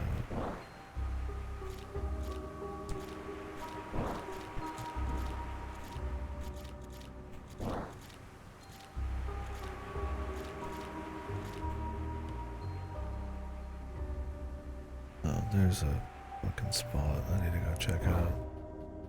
I'd have to come back though. Hoping this would have a warp attached to it, but it does not. Might as well pick it now.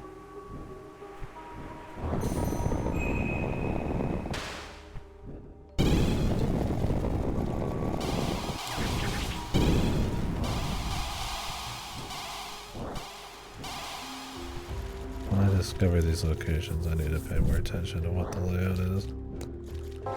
I'm like, oh, I see a question mark, I go down. Oh, yeah. It's because there's a fucking... I did check. I just forgot.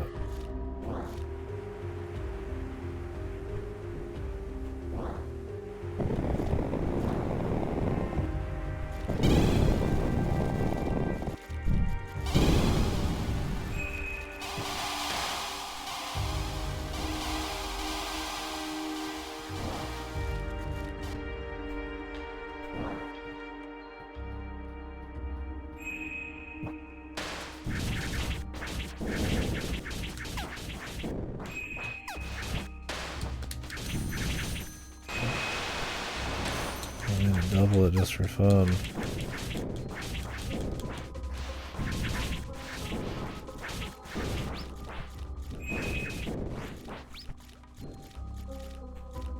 Well, like when those guys die, they spawn something, you just have to kind of wait for them. It's like you can get over it, but it's like some situations it's just more kind of an annoyance than anything.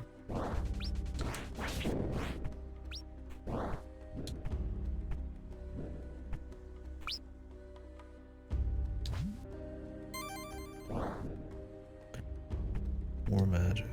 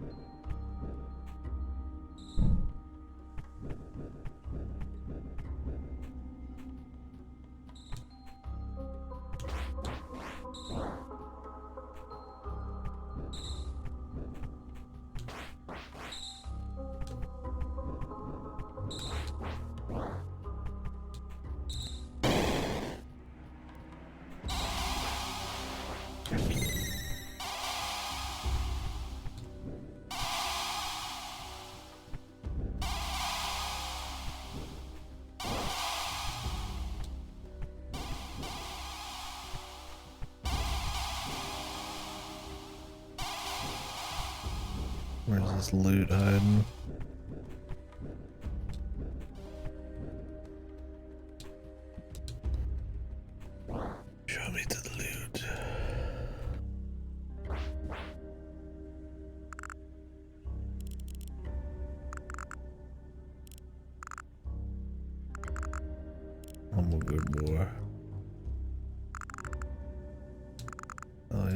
the fucking shit.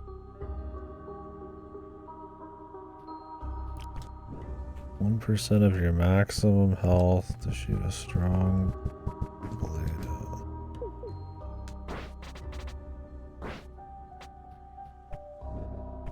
How strong is it?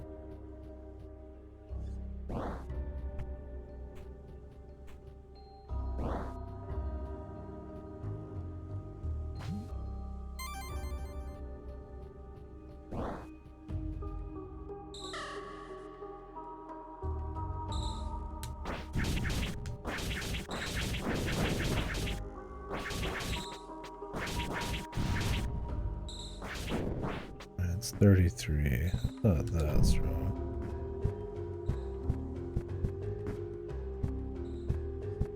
Like, it seems decent. And when you're just running around with the lunar crystals and all that, maybe it's okay, but it's like... This is a game where it's like... I feel like the offensive buffs, while they're not bad... Like... Uptime... Like a good defense makes a good offense kind of thing is like... Almost king on this. Like, there's probably some good defensive shit, don't get me wrong.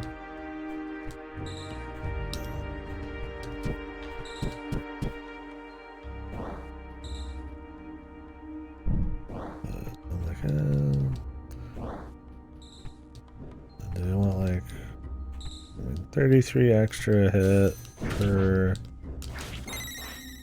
attack isn't bad with the cost of 1% of your health. So you're doing like 4 or 5% of your health every like 2-3 seconds. It's like, yeah, I guess that wouldn't be horrible with like the invincibility rush strats and shit. But you could also just put the swords on, which probably do that much without much thought.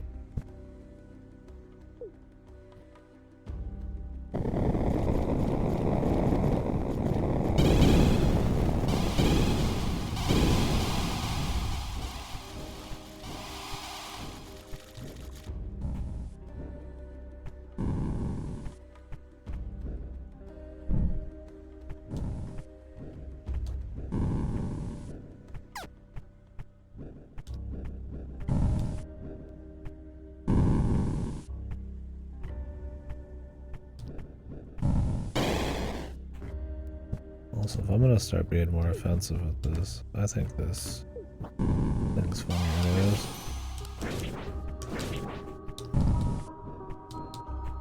Might as well have more of them rolling around.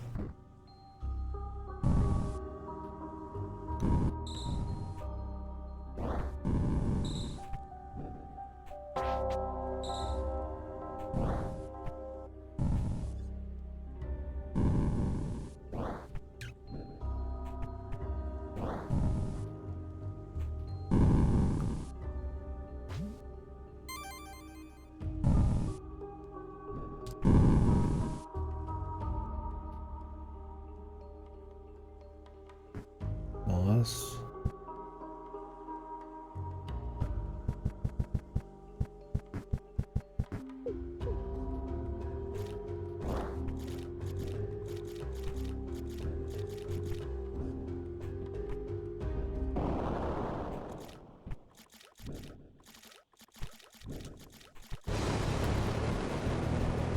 The tainted surf.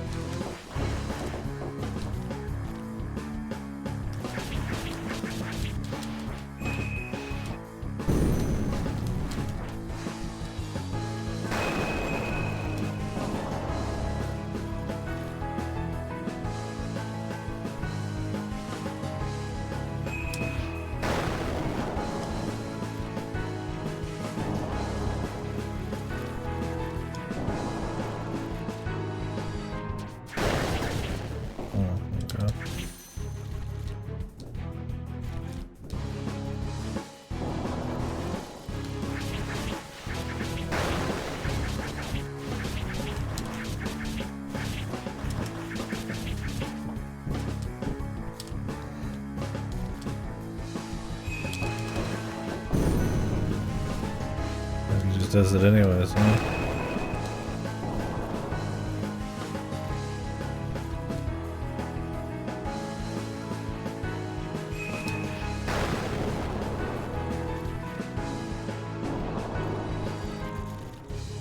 gonna start up here. Regardless. It takes too long to get back up here otherwise.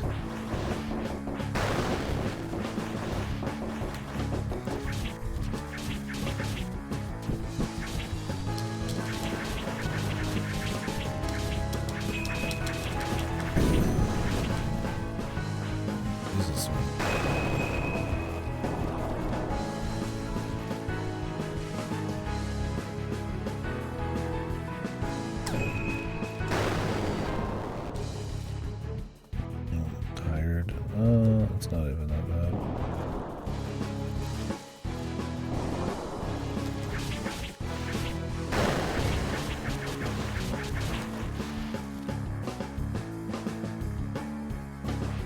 This is like the one fight. The mud ones would probably be like a little helpful.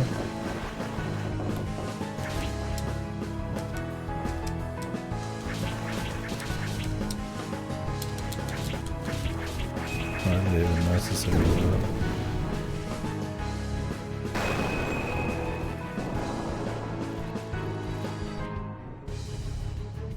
Nothing an ounce of planning can't fucking help with.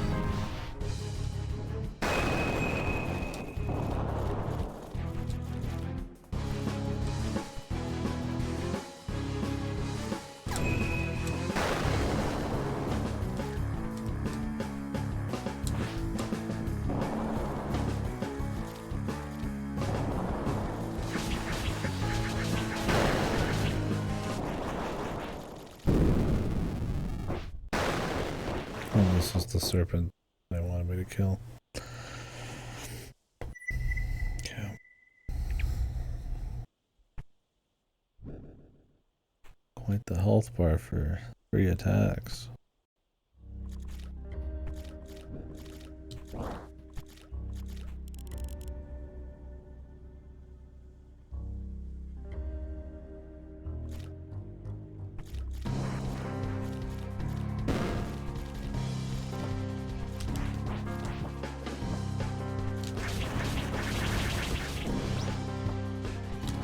So like that sword, every time they've hit, it's 3 or 33. So it's like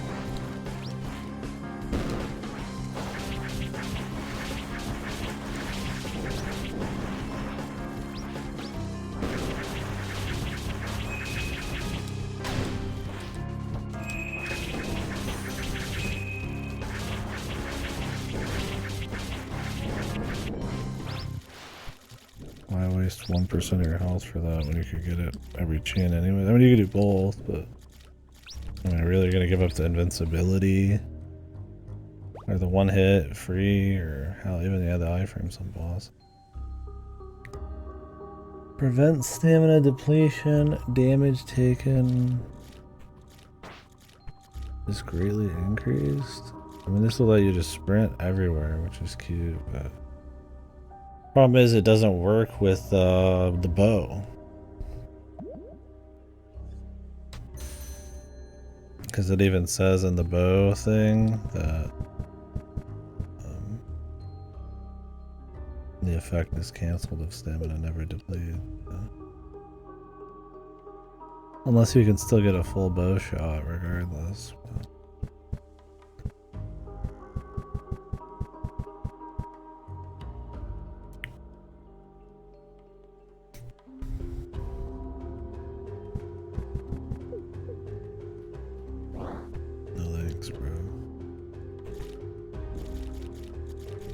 Cool, like in theory.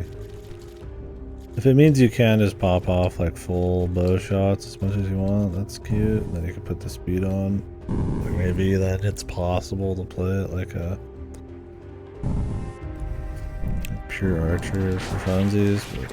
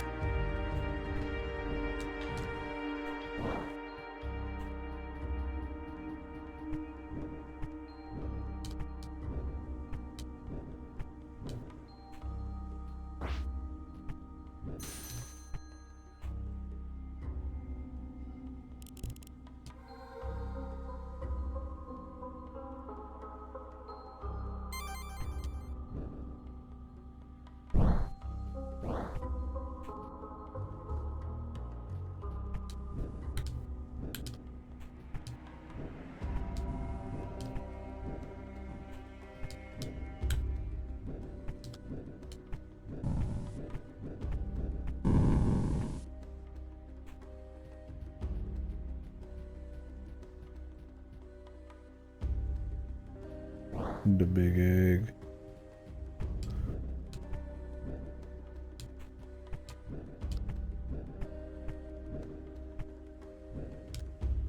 I don't know how you get to the big egg, but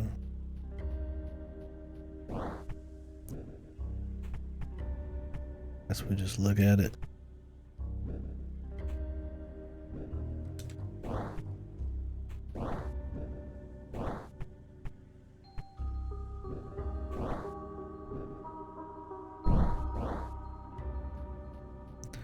Tricky bit of platforming, unless I just am missing something that I already have, or literally missing something.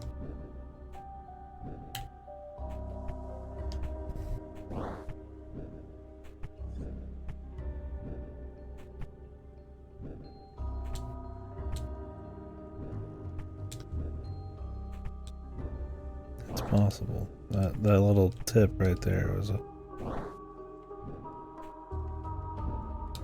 all the proof we needed.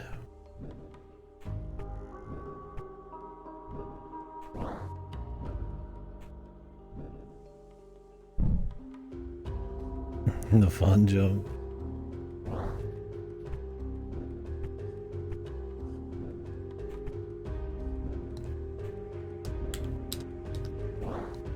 I jumped too late, but I don't want to like bonk.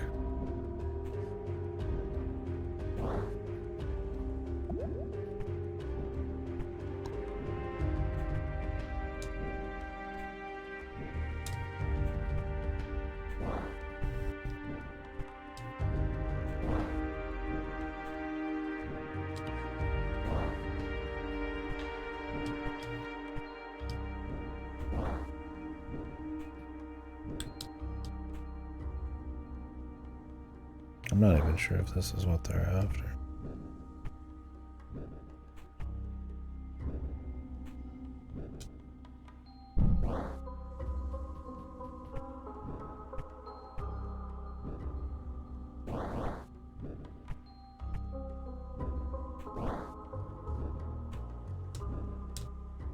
Like, it looks like you clear it, but then you don't. Like, it just... hitboxes are just too wide.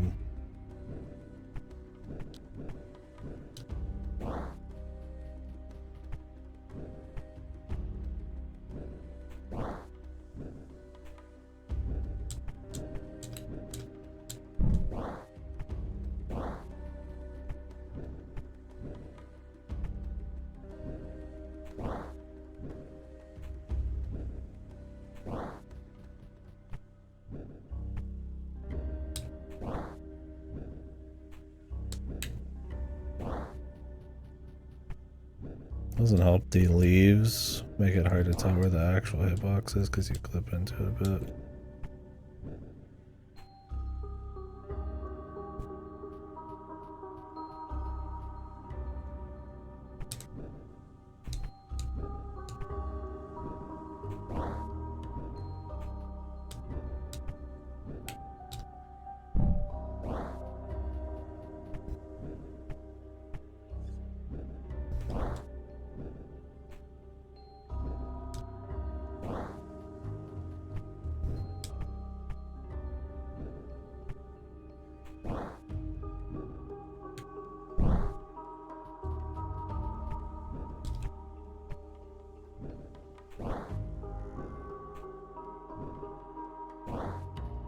Yeah, it feels like you should just like slide past it, but you just hard stuff. I wouldn't be surprised if that's actually like a straight, like a flat block. It doesn't look flat because of these fucking leaves.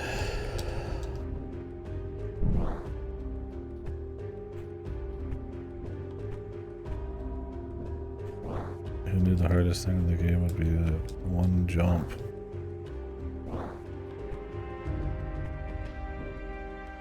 Intended or not.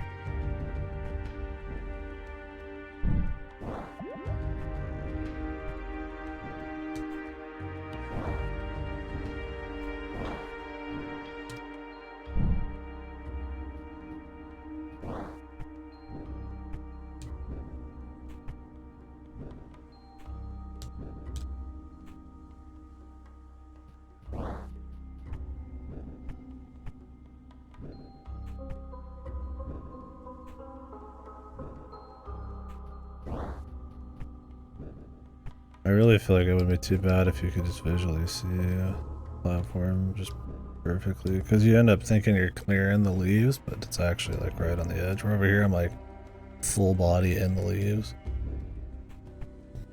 So you're kind of going off of like almost memorization. It's not good when it's a matter of like fucking pixels. You have to dive down just enough. So it doesn't feel intentional at all.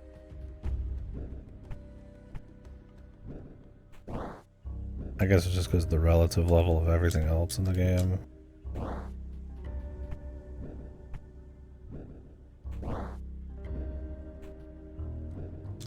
You don't even know when you're gonna get it, so when you do get it, you're not ready to like pop back off to the left to try to get another hit.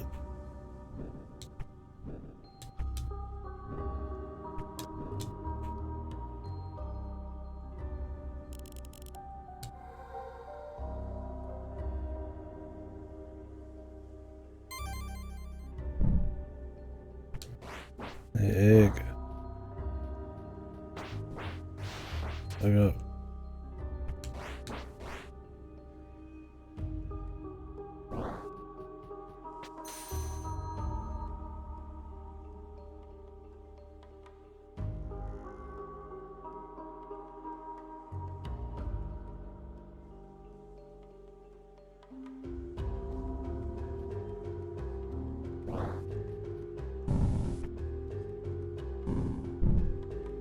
Was that how you did it? Is that even intentional? Is there some other tech to help you there? Or is it one of those things you can do it now, but like it's easier later? Like it's kind of set up for either. Which I always like that kind of thing.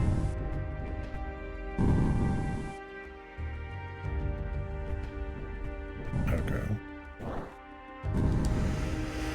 I was gonna say that until the second half of the room where I'm like, oh yeah, you can like clearly dip around those, but I'm like, that first set of jumps, or the second set where you're going around the thing feels too jank. But there's like a path up, so you're like, oh yeah. Maybe there's like a dash or something later.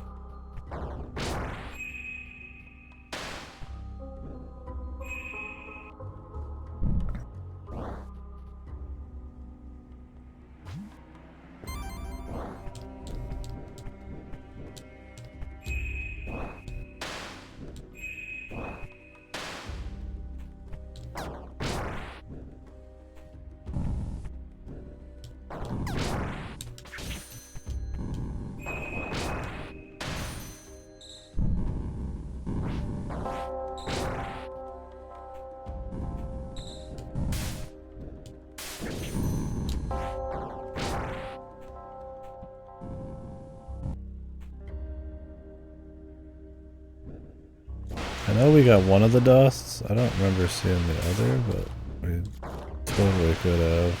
I just didn't notice. I mean, I don't see many other places on the map to go, so. And to involve the mist breaking.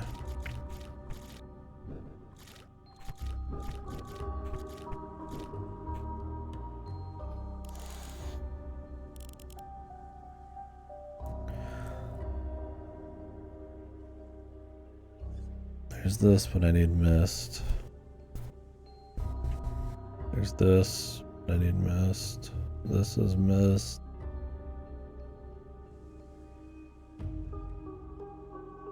I don't remember what this is. I don't think we could get it yet.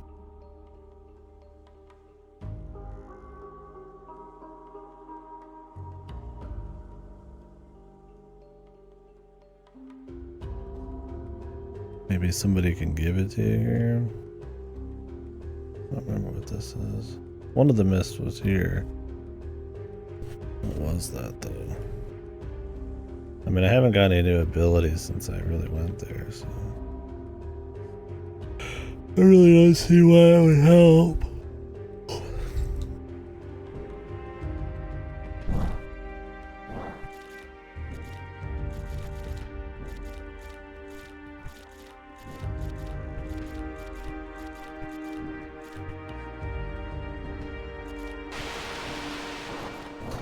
And I'm assuming everything's marked.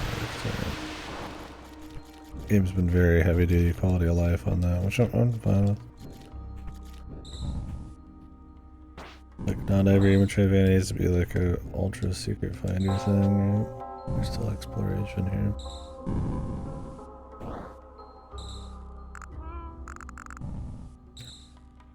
It's possible it's from the ferries, and you had to get like every ferry up to now, which would be pretty filler.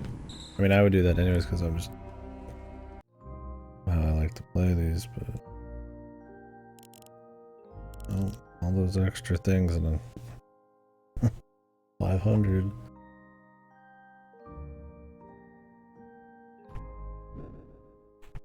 It'd be weird if you had to go back up and talk to the titty fairy. He's unmarked. But the objective tends to be unmarked.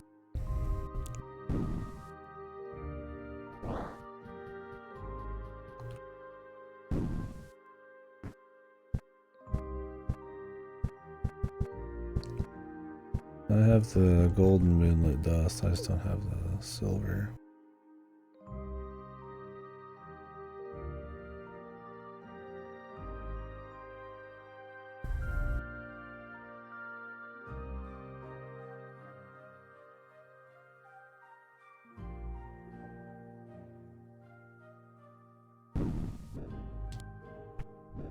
Really?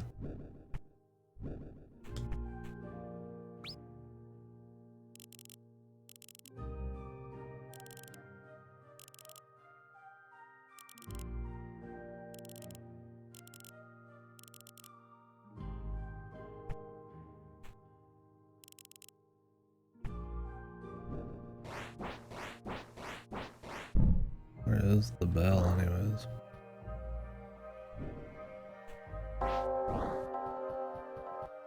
They supposedly brought back.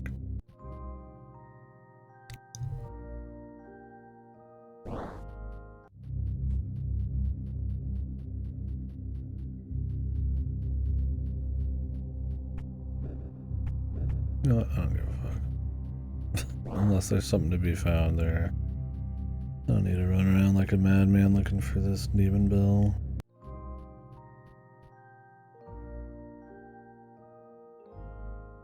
I mean, I guess we could go check that.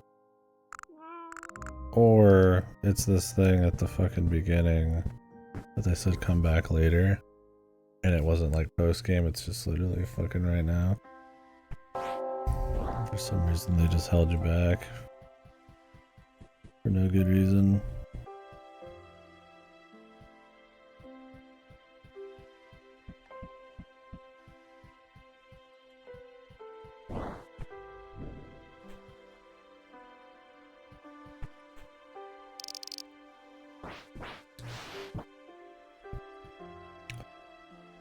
There's a way down from here.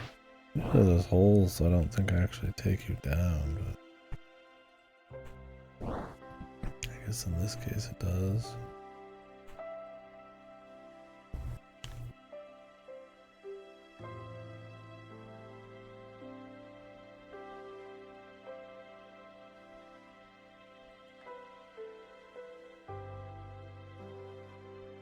Pretty sure what stopped me over there was mist again.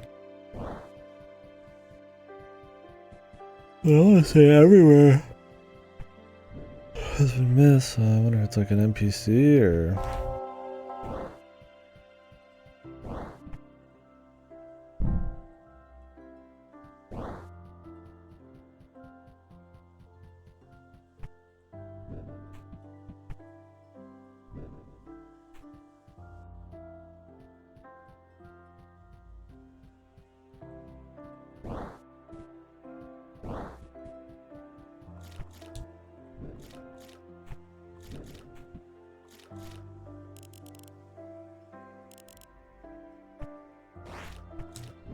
This bitch ain't got a whole lot to say, does she?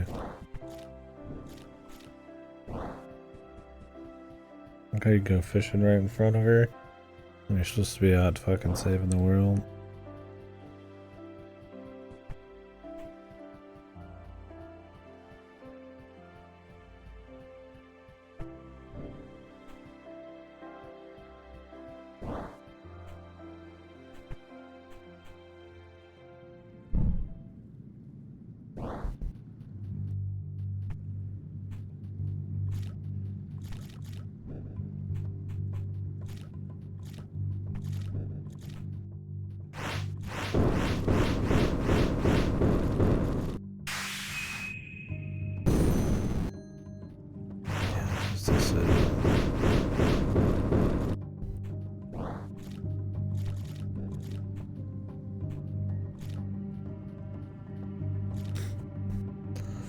Well, where is it?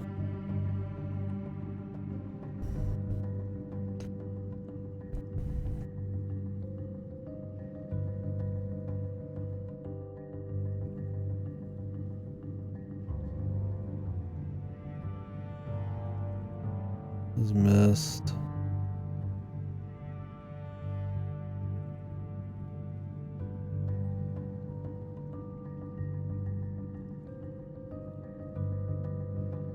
Pretty sure this was mist. This was mist.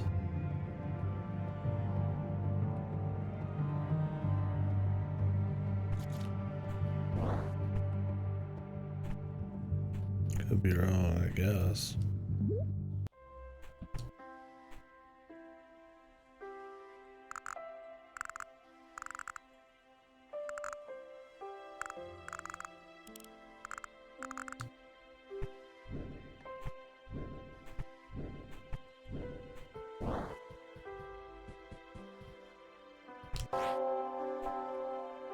Now, is this on an unmarked NPC? I'm gonna assume not, but I feel like I should ask.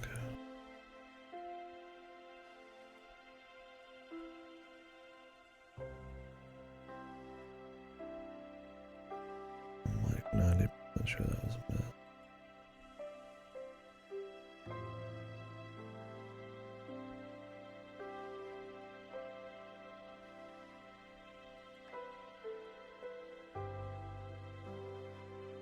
You'd assume it's marked as treasure? I mean, it's possible, like, if something dropped it and I didn't pick it up.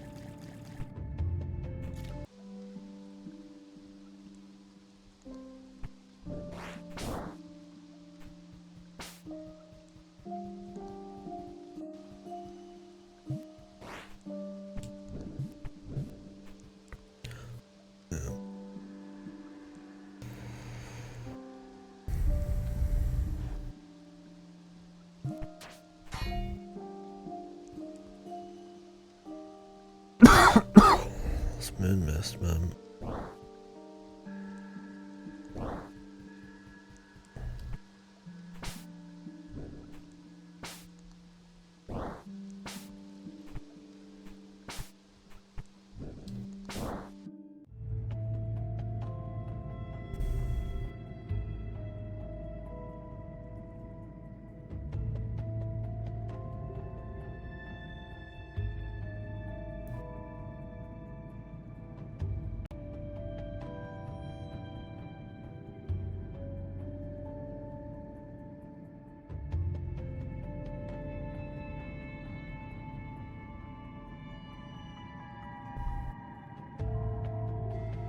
Very possible it's just some NPC.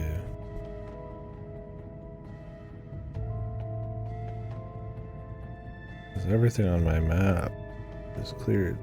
That isn't missed.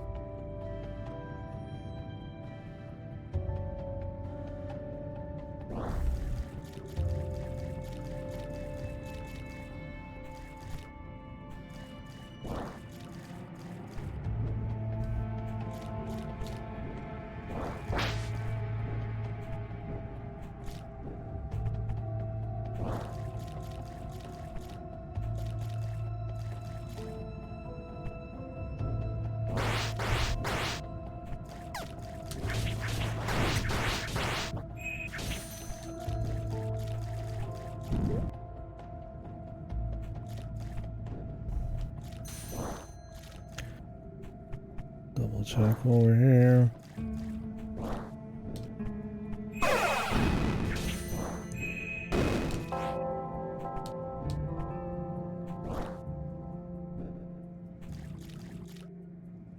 Yep.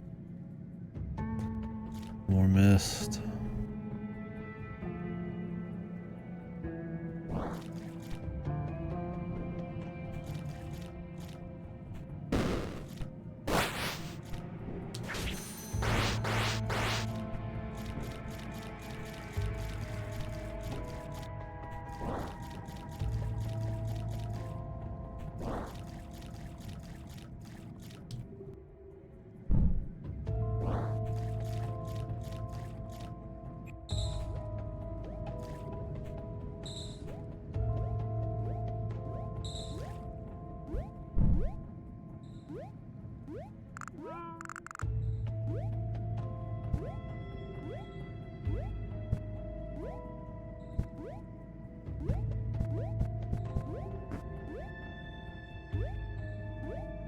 Maybe there's someone up here who's got an idea.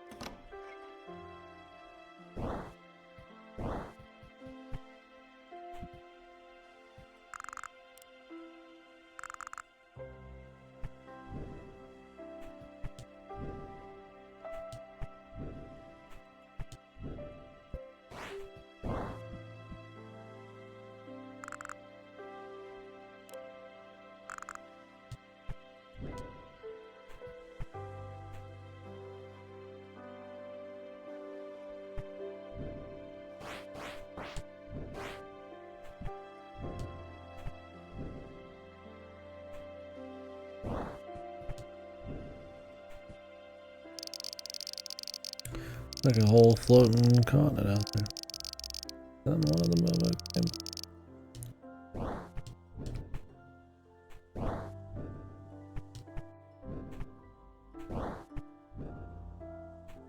Just for style. I thought 1.3 had some floating, so maybe not.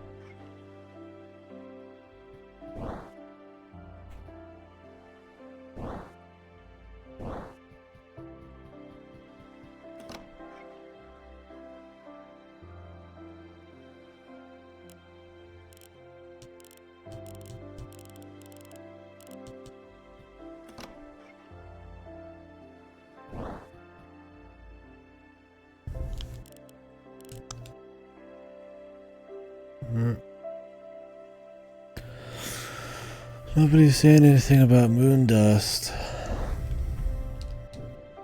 I mean, I'll probably stop soon anyways.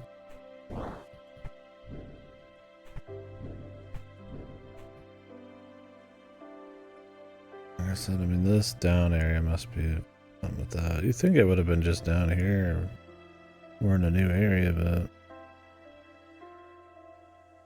Unless there's like actual hidden paths that are unmarked, which there hasn't been yet.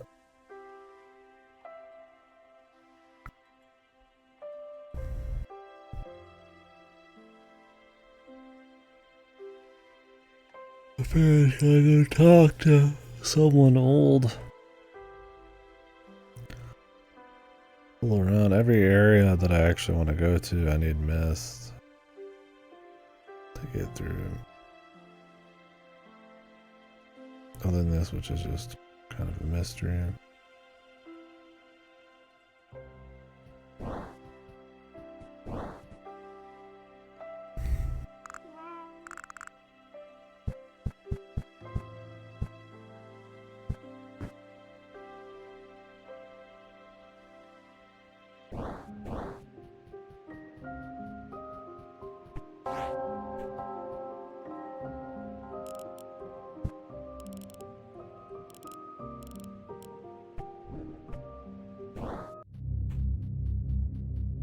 The same shit.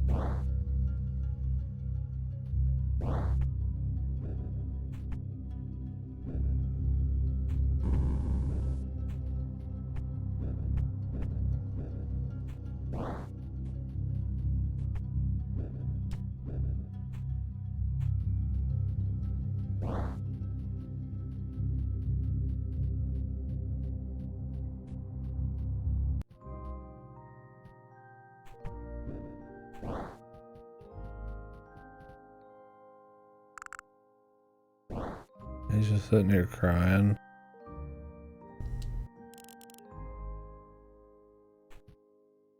Oh. I just... Yeah, I was thinking about it, I was like, man, doesn't this big fairy surely have some power to like beat asses? She just let all of her little fairies get wrecked. That would be extra funny if they're like suffering. Is this silver dust man behind like an NPC interaction that's not marked? If you remember. I don't really have anywhere to go that isn't requiring mist walking. Or it's just like an unmarked reward or some shit. It's fucking fishing or something.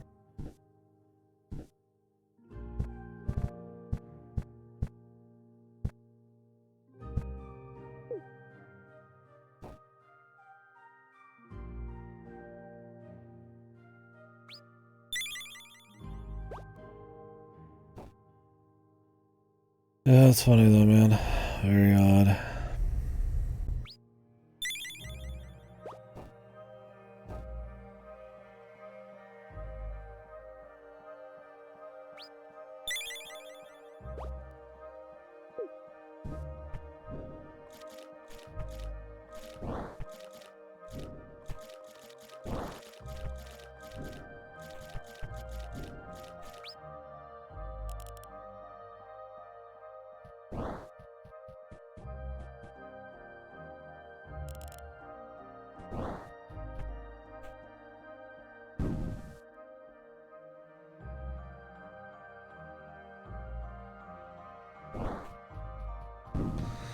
Might stop soon for the day anyways.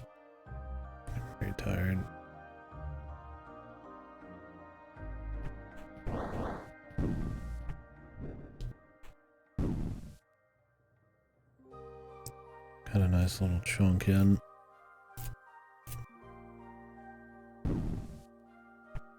So we get this mist walking. There's nothing that I've been to so far I don't think I can get to. Hopefully this is a cool ability, not just a fucking lock and key, but who knows. They said that the fucking bell was returned to them, but I don't even see it anywhere.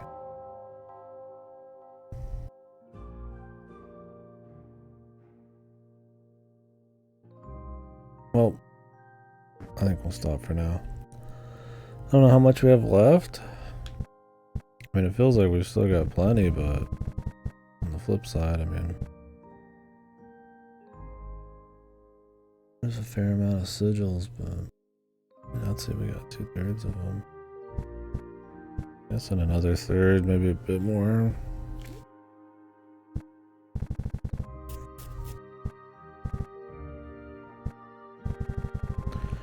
Not sure what 111% completion is, too.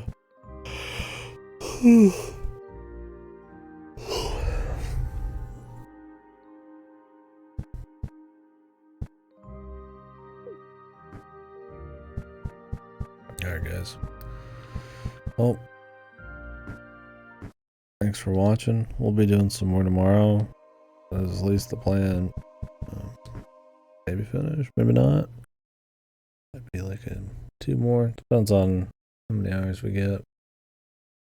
Other than that, probably be continuing to Mori. Once we're done with the Mori, might try to slide in something else in that time frame, like in real life, maybe. But most likely to be on Unicorn Overlord. Most of this other stuff is I gotta schedule it with people. But Amori's gonna take a while, I think, so it's fun. And then the week, the Elden Ring DLC, we'll be doing Tormented Souls, Talos Principle 2 DLC, probably Evil Tonight. Probably Tormented Souls last, because I could rent that still.